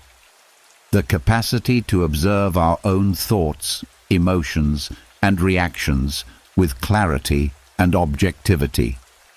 This internal observer allows us to recognize when we're being triggered, when our emotions are leading us astray, when we're falling into old patterns of reactivity. This isn't the harsh self-criticism that many people mistake for self-awareness, but a gentle, curious observation of our internal landscape. It's the difference between being caught in an emotional storm and watching that storm from a place of safety. The arsenal, practical tools. The inner fortress must be stocked with practical tools that can be deployed when challenges arise. These include breathing techniques for managing acute stress, reframing methods for changing perspective on difficult situations, philosophical exercises for maintaining clarity, and behavioral strategies for acting wisely even when feeling emotional. Marcus Aurelius filled his personal journal with such tools, reminders, perspectives, and practices that he could draw upon when facing the enormous pressures of ruling an empire during plague and war. His meditations serve as a blueprint for the kind of mental arsenal every person can develop. The daily practice of fortress building. The inner fortress isn't built overnight. It's constructed through daily practice, small choices, and consistent commitment to growth. Like physical fitness, philosophical fitness requires regular exercise to maintain and develop. Morning fortification. Each day begins with mental preparation. This might involve reading philosophical texts, practicing meditation, reviewing your core values, or simply setting intentions for how you want to respond to the day's challenges. The goal is to strengthen your connection to your deepest principles before the day's distractions and pressures begin. Midday maintenance. Throughout the day, regular check-ins help maintain fortress strength. This might be as simple as asking yourself, am I responding from my highest self right now? What would virtue look like in this situation? How can I use this challenge to grow stronger? Evening reflection. The day ends with honest assessment, not self-criticism, but thoughtful review of what went well, what could have been handled better, and what lessons can be learned. This practice helps identify weak points in your fortress that need reinforcement and strengths that can be further developed. Testing the fortress. The true test of the inner fortress comes not in comfortable circumstances, but in moments of genuine difficulty.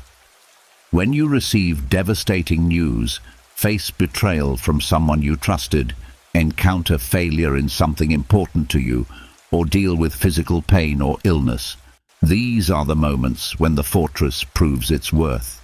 Stockdale discovered that his fortress was strongest precisely when external circumstances were worst.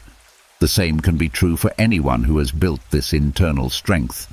The more challenging the external situation, the more valuable the inner refuge becomes. But the fortress doesn't just provide protection, it provides power. When you're not afraid of being disturbed, you can take greater risks. When you're not dependent on external validation, you can act more authentically. When you're not controlled by circumstances, you can focus your energy on what truly matters. The expanding fortress. As the inner fortress grows stronger, something remarkable happens. It begins to extend its protection to others. The person who has developed unshakable inner peace becomes a source of calm for others. The person who has learned to respond with virtue becomes a model for others. The person who has built genuine inner strength becomes capable of supporting others in building their own strength. This isn't about becoming a teacher or guru. It's about the natural influence that comes from embodying the principles you've studied. Your steady presence in chaos, your kind response to cruelty, your calm reaction to provocation all serve as examples of what's possible for human beings. Marcus Aurelius understood this responsibility, writing, "What brings no benefit to the hive can bring none to the bee." The stronger your inner fortress, the more you can contribute to the strength and well-being of your community. The paradox of the fortress. The deepest paradox of the inner fortress is that the more secure you become within yourself, the more open you can be to others. The more protected your essential self, the more vulnerable you can afford to be in relationships. The stronger your inner foundation, the more risks you can take in pursuing meaningful goals. Security breeds generosity. Strength enables kindness. Inner peace creates space for others' struggles. The fortress doesn't make you isolated. It makes you free to connect more deeply with life and with others. Epictetus, despite his history of slavery and physical disability, became one of history's most influential teachers precisely because he had built an inner realm that no external circumstance could touch. His fortress wasn't a place of withdrawal, but a base of operations for contributing wisdom and strength to the world. Living from the fortress. Once established, the inner fortress becomes not just a refuge, but a way of life. Decisions are made from this place of strength rather than from fear or reactivity. Relationships are approached from security rather than neediness. Challenges are met from confidence rather than anxiety. This doesn't mean life becomes easy. It means you become capable of handling whatever difficulty arises. You don't avoid storms. You become someone who can navigate through any storm while maintaining your course and your character. The inner fortress is ultimately about freedom. The freedom to be your best self regardless of circumstances. The freedom to respond rather than react. The freedom to maintain your principles even when it's difficult. It's the freedom that comes from knowing that your essential well-being cannot be touched by external events, that your worth doesn't depend on others' approval, that your happiness comes from within. This is the great gift of Stoic philosophy, not the promise of an easy life, but the tools to build an inner strength that can handle any life. Not the guarantee of favorable circumstances, but the capacity to respond wisely to any circumstances. Not the elimination of challenges, but the transformation of every challenge into an opportunity for growth. The inner fortress awaits your construction. The materials are available, the blueprints have been provided, and the only question remaining is whether you will commit to the daily work of building a strength that nothing external can destroy. When Nelson Mandela walked into Robben Island prison in 1964, he faced what many would consider insurmountable adversity. 27 years of hard labor, isolation from family, and the seeming impossibility of ever achieving his dream of a free South Africa. Yet he later described those prison years not as lost time, but as the crucible in which his character was forged and his leadership was developed. He used his captivity to study, to refine his philosophy, to build the mental and emotional strength that would later enable him to lead a peaceful transition from apartheid to democracy. Mandela's transformation illustrates a profound truth that the Stoics understood. Adversity isn't the enemy of growth. It's the necessary condition for growth. Without resistance, muscles atrophy. Without challenges, character weakens. Without difficulties, we remain forever children in our emotional and spiritual development. This is perhaps the most counterintuitive insight of Stoic philosophy, that our greatest growth comes not from our successes and pleasures, but from our failures and pains, that our strongest selves are forged not in comfort, but in difficulty, that what we typically see as obstacles are actually the raw materials from which strength, wisdom, and character are built. The Greek word the Stoics used for human flourishing was eudaimonia, often translated as happiness, but meaning something deeper, the flourishing that comes from living according to our highest nature, from developing our potential, from becoming who we're capable of being. And the Stoics discovered that eudaimonia is achieved not by avoiding difficulty, but by meeting difficulty with virtue. This perspective revolutionizes how we relate to the inevitable challenges of human existence. Instead of seeing setbacks as proof that something is wrong with our lives, we can see them as confirmation that we're alive and growing. Instead of viewing obstacles as problems to be solved, we can see them as puzzles designed to develop our problem-solving abilities. Instead of experiencing failure as defeat, we can experience it as education. The alchemy of transformation. The process by which adversity becomes growth is like alchemy, the ancient practice of transforming base metals into gold. But this isn't magical thinking or naive optimism. It's a practical understanding of how human beings actually develop strength, resilience, and wisdom. Consider how this works in physical development. Muscles grow stronger only when they're challenged beyond their current capacity. The stress of resistance training creates tiny tears in muscle fibers, which then heal stronger than before. Without this stress, muscles remain weak. With too much stress too quickly, they break down. But with appropriate challenge, they become capable of handling greater loads. The same principle applies to emotional, mental, and spiritual development. Our capacity for handling stress increases only when we're appropriately challenged. Our emotional resilience develops only when we successfully navigate emotional difficulties. Our wisdom grows only when we encounter situations that require more wisdom than we currently possess. This doesn't mean we should seek out unnecessary hardship or be grateful for genuine suffering.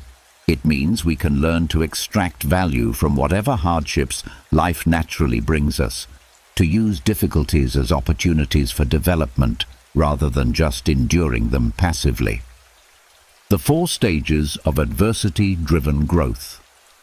Understanding how adversity promotes growth helps us navigate difficult periods more skillfully. The process typically unfolds in 4 stages. Stage 1. Disruption.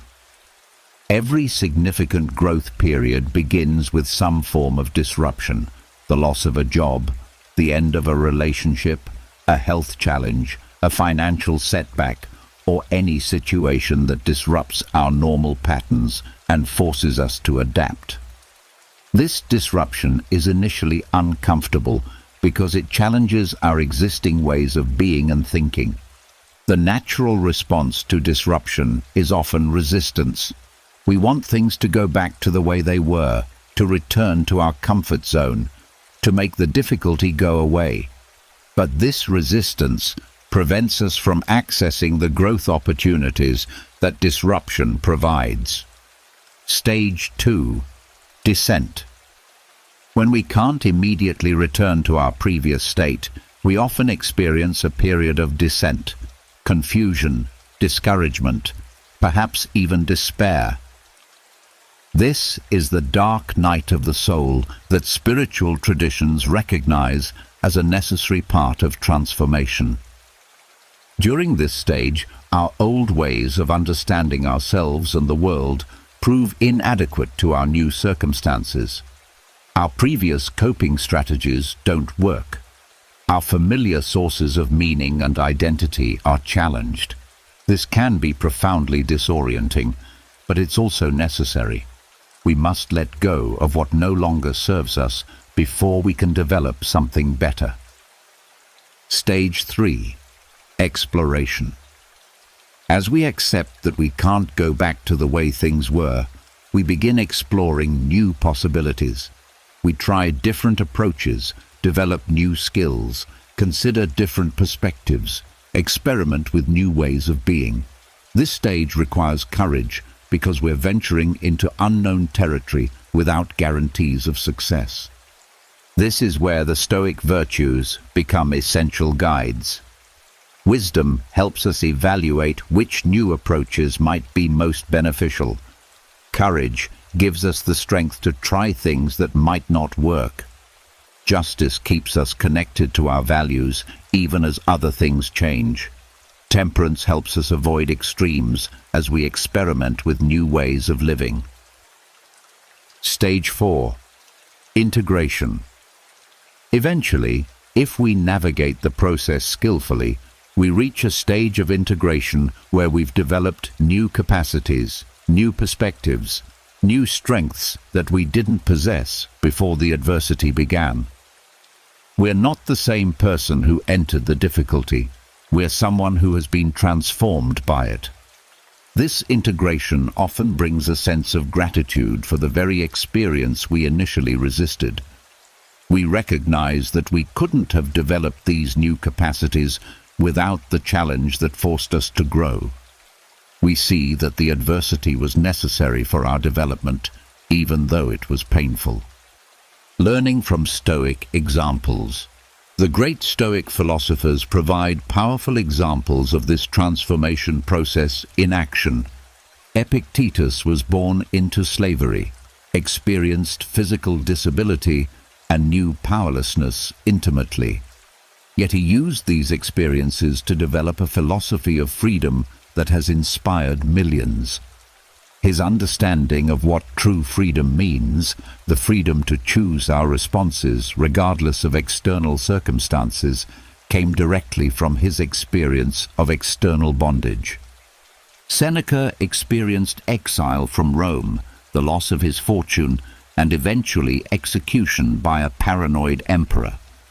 Yet he used these experiences to develop profound insights about the nature of wealth, the value of friendship, and the importance of living according to principle rather than external validation. Marcus Aurelius inherited enormous power, but also enormous responsibility during one of the most challenging periods in Roman history. He faced plague, war, betrayal, and personal loss while trying to govern justly. His meditations reveal someone who used these enormous pressures to develop remarkable wisdom about duty, acceptance, and the nature of human life. None of these men would have chosen their difficulties, but all of them used their difficulties to become more than they would have been without them. Their adversities became the raw materials for their wisdom, their challenges, the catalysts for their growth. Modern applications. This ancient wisdom has profound relevance for contemporary life. Every person faces setbacks, losses, failures, and disappointments. The question is not whether we'll encounter adversity, it's whether we'll use that adversity for growth or let it diminish us. Career setbacks can become opportunities to develop new skills, explore different paths, or clarify what truly matters to us. Relationship failures can teach us about communication, boundaries, and what we really need from partnership. Health challenges can motivate us to take better care of ourselves, to appreciate what we have, and to develop patience and acceptance. Financial difficulties can help us distinguish between wants and needs, develop resourcefulness, and build resilience. The key is developing what psychologists call a growth mindset, the belief that our abilities and understanding can be developed through effort and learning.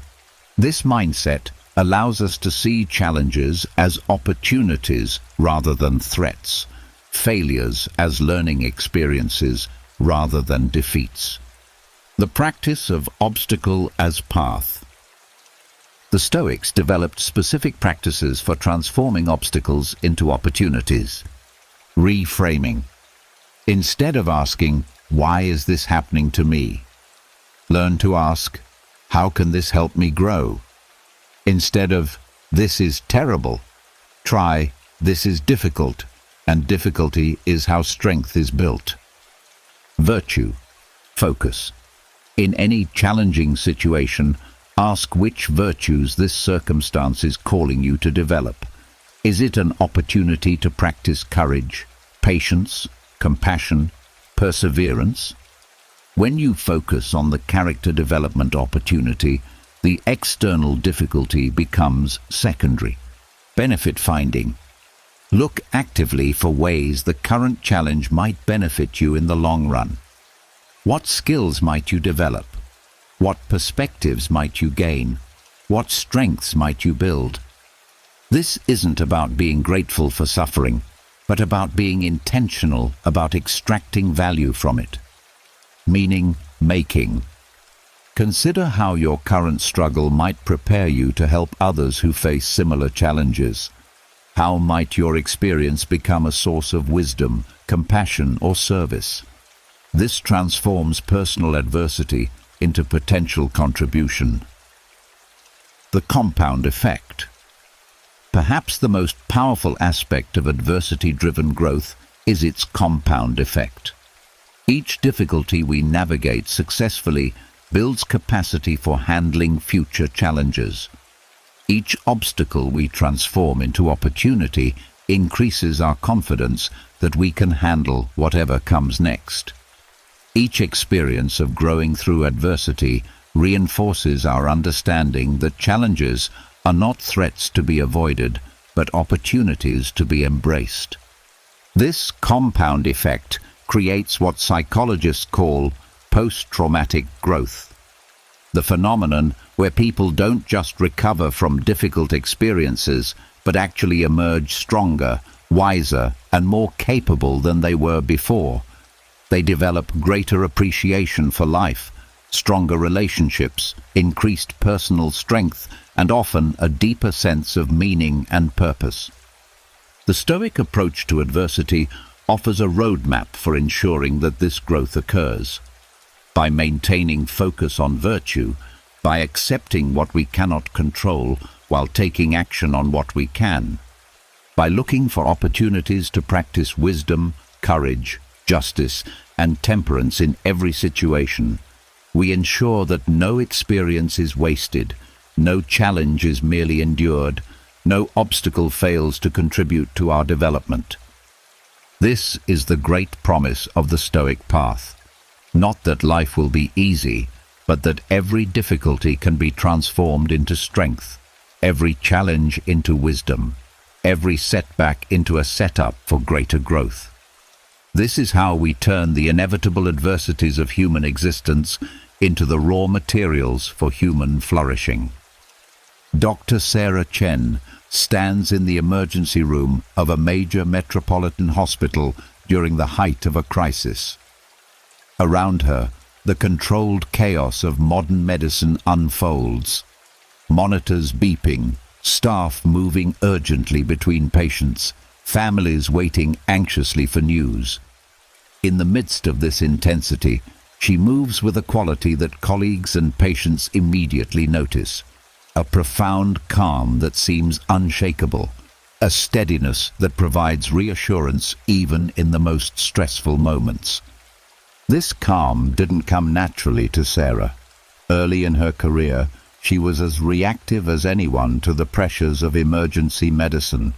But over years of practice, both medical and philosophical, she developed what she now recognizes as a Stoic approach to high-stress situations.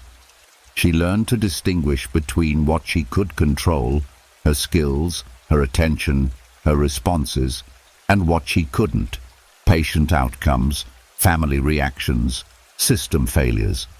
This distinction allowed her to channel all her energy into being the best physician possible while remaining emotionally stable regardless of external chaos. Patients and families sense this stability and are drawn to it. In a world where emotional reactivity seems to be the norm, her calm presence becomes a beacon of possibility, proof that it's possible to remain centered even in the storm. This is what unshakable calm looks like in practice. Not the absence of challenge or the avoidance of intensity, but the capacity to remain steady and present regardless of external circumstances. In our hyper-connected, always-on, perpetually stimulated world, the ability to maintain inner calm has become both more rare and more valuable than ever before. We're bombarded with information, pulled in multiple directions by competing demands, and constantly triggered by news, social media, and the emotional states of those around us.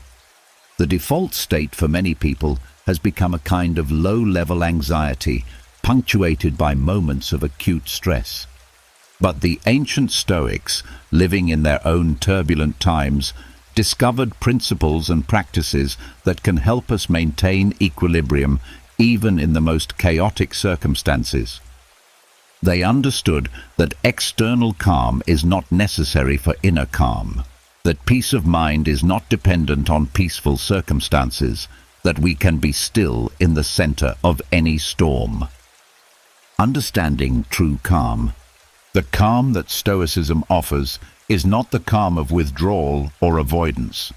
It's not about becoming emotionally numb or intellectually detached from the world around us. True Stoic calm is actually a form of engaged presence, the ability to be fully present to whatever is happening without being overwhelmed by it. This calm has several key characteristics. Emotional regulation, the ability to experience emotions without being controlled by them.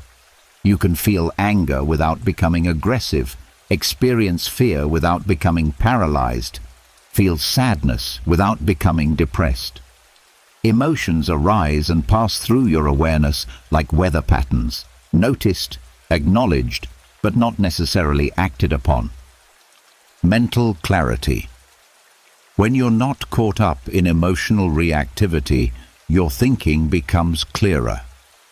You can assess situations more accurately, make better decisions, and respond more effectively to challenges. Your mental energy isn't depleted by internal drama, so it's available for productive thought and action. Physical relaxation. The body follows the mind. When your mind is calm, your body naturally relaxes. Tension that you might not even have realized you were carrying begins to release. Your breathing deepens, your muscles soften, your nervous system shifts from fight or flight mode to rest and digest mode. Responsive rather than reactive. Perhaps most importantly, calm gives you choice in how you respond to situations. Instead of being triggered into automatic reactions, you can pause, consider your options, and choose responses that align with your values and serve your long-term interests. The science of Stoic calm. Modern neuroscience has validated many of the insights that the Stoics intuited about emotional regulation and mental stability. We now understand that practices like mindfulness meditation, cognitive reframing, and present moment awareness literally change the structure and function of the brain in ways that promote calm and emotional stability. Regular meditation practice increases activity in the prefrontal cortex, the brain region responsible for executive function, emotional regulation, and rational decision-making. It also decreases activity in the amygdala, the brain's alarm system that triggers fight or flight responses. This means that people who practice these techniques become literally less reactive to stress and more capable of thoughtful response. The practice of cognitive reframing, questioning our automatic interpretations of events and looking for alternative perspectives, helps break the cycle of rumination and catastrophic thinking that keeps many people trapped in anxiety and reactivity. When we learn to see situations from multiple angles, we become less likely to get stuck in single narratives that cause suffering. Present moment awareness practices help interrupt the mental time travel that creates much of our emotional disturbance. When we're fully present to what's actually happening right now, rather than lost in regrets about the past or anxieties about the future, we often find that the present moment is actually manageable, even when it's difficult. Building unshakable calm. Daily practices. The development of unshakable calm is not a one-time achievement, but an ongoing practice. Like physical fitness, emotional and mental stability must be maintained through regular exercise. The Stoics developed numerous practices for building and maintaining this capacity. Morning preparation. Each day begins with mental preparation for the challenges ahead.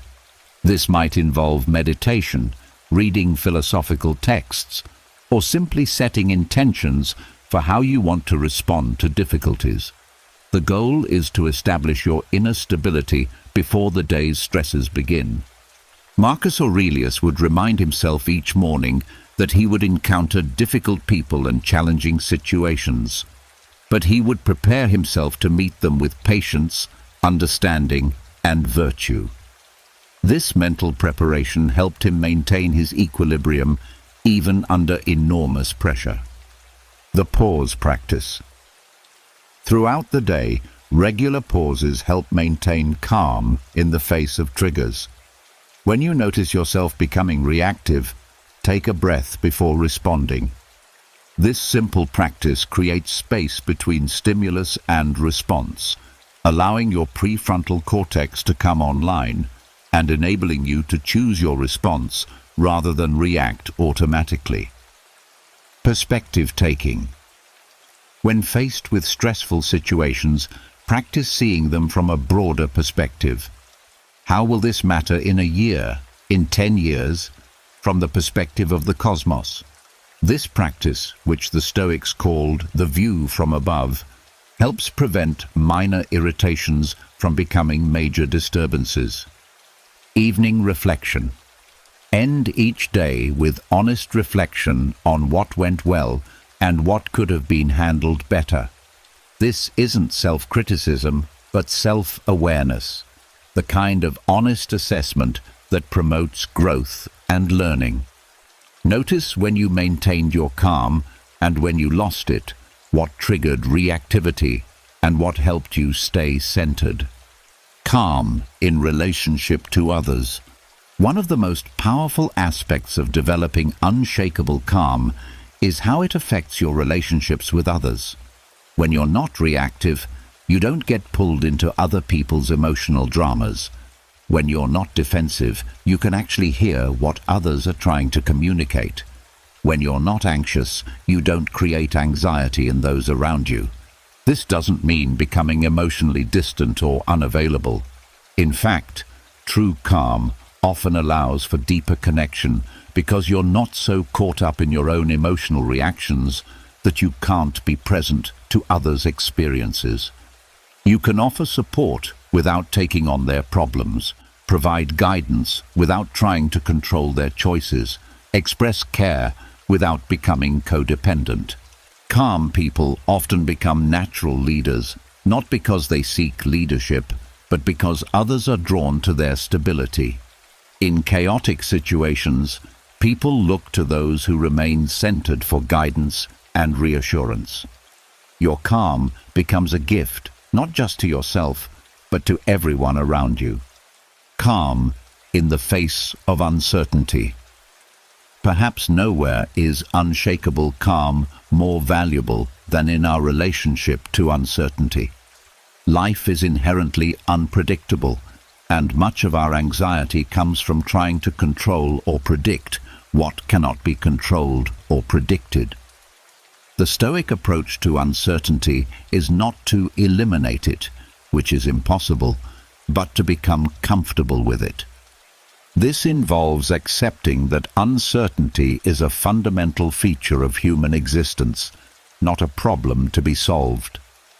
We can make plans while holding them lightly, prepare for likely scenarios while remaining flexible when unexpected events occur, pursue our goals while accepting that outcomes are not entirely within our control. When you're no longer fighting reality, including the reality of uncertainty, you can respond more skillfully to whatever actually happens. Your energy is not depleted by resistance to what you cannot change, so it's available for addressing what you can change. One of the most interesting aspects of developing unshakable calm is the paradox between effort and ease. Initially, maintaining calm in challenging situations requires considerable effort and conscious practice. You must remember to pause, actively choose your responses, deliberately practice reframing negative thoughts. But over time, this effort transforms into ease. What once required conscious decision becomes automatic. What once felt forced becomes natural. The practices that initially took deliberate effort eventually become your default way of responding to life. This is similar to learning any complex skill. Playing piano initially requires enormous conscious effort to coordinate your hands, read music, and produce the right sounds. But with enough practice, these actions become fluid and natural. The same is true with emotional regulation and mental stability. With enough practice, calm becomes your natural state rather than something you have to work to achieve. Calm as contribution. Perhaps the greatest gift of unshakable calm is that it becomes a contribution to the world around you. In a culture of reactivity, your steady presence offers an alternative model of how to be human. In a world of anxiety, your peace provides reassurance. In an environment of chaos, your stability offers grounding. This isn't about being superior to others or demonstrating your philosophical advancement. It's about recognizing that your inner state affects everyone you encounter and choosing to make that effect a positive one. When you're calm, you create space for others to find their own calm. When you're steady, you provide a reference point for others who are struggling with stability. The Stoics understood that we are all interconnected, that individual virtue contributes to collective flourishing. Your unshakable calm is not just a personal achievement. It's a gift to your family, your community, and the world. In developing this capacity, you become part of the solution to the epidemic of anxiety and reactivity that characterizes our times. This is the promise of unshakable calm, not just personal peace, but the ability to be a source of peace for others. Not just individual stability, but the capacity to contribute to collective stability. Not just freedom from reactivity, but the power to model a different way of being human in challenging times. It's 3 a.m., and Michael receives the phone call every parent dreads.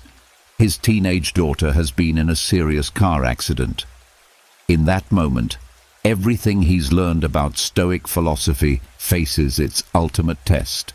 All the morning meditations, the evening reflections, the practice of distinguishing between what he can and cannot control, none of it was theoretical preparation. It was training for exactly this kind of moment. As he rushes to the hospital, Michael notices something remarkable happening within him. Yes, he's afraid. Yes, he's worried. But underneath these natural emotions, there's a steady foundation that isn't shaking. He finds himself automatically focusing on what he can control, driving safely to the hospital, being present for his daughter, staying calm enough to make good decisions about her care. He's not trying to avoid his emotions, but he's not being controlled by them either. This is the moment when philosophy becomes more than intellectual exercise. It becomes a lived practice that makes the difference between being overwhelmed by crisis and responding to it with wisdom and strength. Every philosophical system ultimately faces one crucial test. Does it work when it really matters? Does it provide practical guidance, not just in calm moments of reflection, but in the chaos of real crisis? Does it offer strength not just when life is comfortable, but when life is falling apart? For Stoicism, this test is not hypothetical. It comes to every practitioner eventually, in forms as varied as human experience itself. The loss of a loved one, the betrayal by someone trusted, the diagnosis of serious illness, the collapse of carefully laid plans, the moment when everything you thought you could count on proves unreliable. These are the moments that reveal whether our philosophical practice has been merely intellectual exercise or genuine preparation for the challenges of human existence. These are the crucibles in which character is revealed, and philosophy is either vindicated or found wanting. Why crisis is the ultimate teacher. There's a reason why all great philosophical and spiritual traditions place emphasis on how we handle adversity. It's not because suffering is good in itself, but because crisis strips away everything non-essential and reveals what's truly foundational in our character and understanding. When life is comfortable, it's easy to imagine we're wiser, stronger, and more virtuous than we actually are. We can maintain the illusion that we're in control, that we've figured out how to live well, that we're prepared for whatever might come. But crisis has a way of revealing the gaps between our aspirations and our actual capacities, between our theoretical understanding and our practical preparation. The Stoics understood this, which is why they developed practices like premeditatio malorum, the premeditation of evils. This wasn't pessimistic thinking or morbid dwelling on worst-case scenarios. It was recognition that challenges are inevitable and that preparation for difficulty is not optional but essential. Marcus Aurelius, writing in his journal during plague and war, reminded himself, "Remember that very little disturbs the balance of the mind." Troubles are generally of our own making, arising from false beliefs about what's good or bad for us. But he wrote this not from a place of comfort, but from the center of enormous external pressures that would have broken a less prepared mind. The anatomy of a real test. Understanding what constitutes a genuine test of character helps us recognize these moments when they arise and respond to them more skillfully. Real tests tend to have several characteristics. They're unexpected. True tests rarely arrive when we're prepared for them.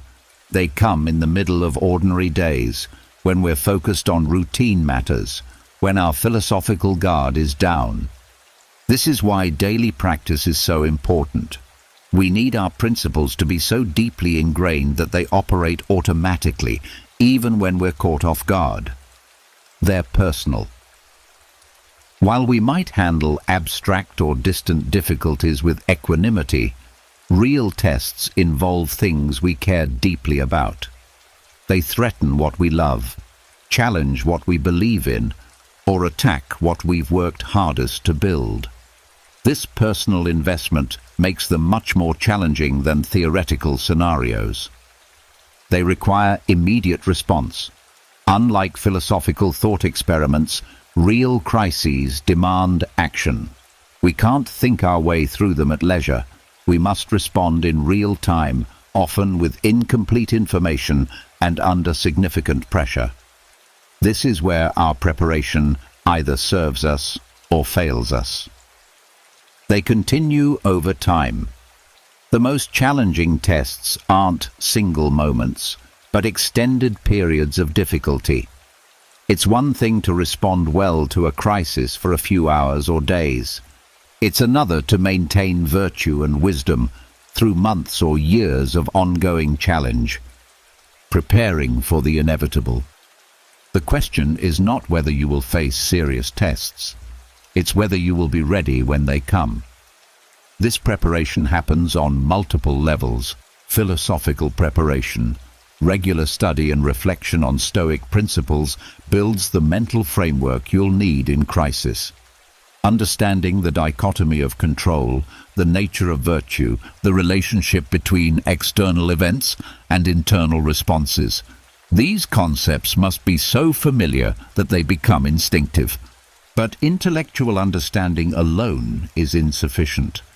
The ideas must be internalized through practice until they become part of your automatic response system. This is why daily exercises like morning reflection, evening review, and mindfulness practice are so important. Emotional preparation. Developing emotional regulation skills through smaller challenges prepares you for larger ones. Every time you choose patience over irritation, courage over fear, wisdom over reactivity, you strengthen the mental muscles you'll need when stakes are higher. Practical preparation. This includes both external preparations, like having emergency funds, maintaining health, building strong relationships, and internal preparations,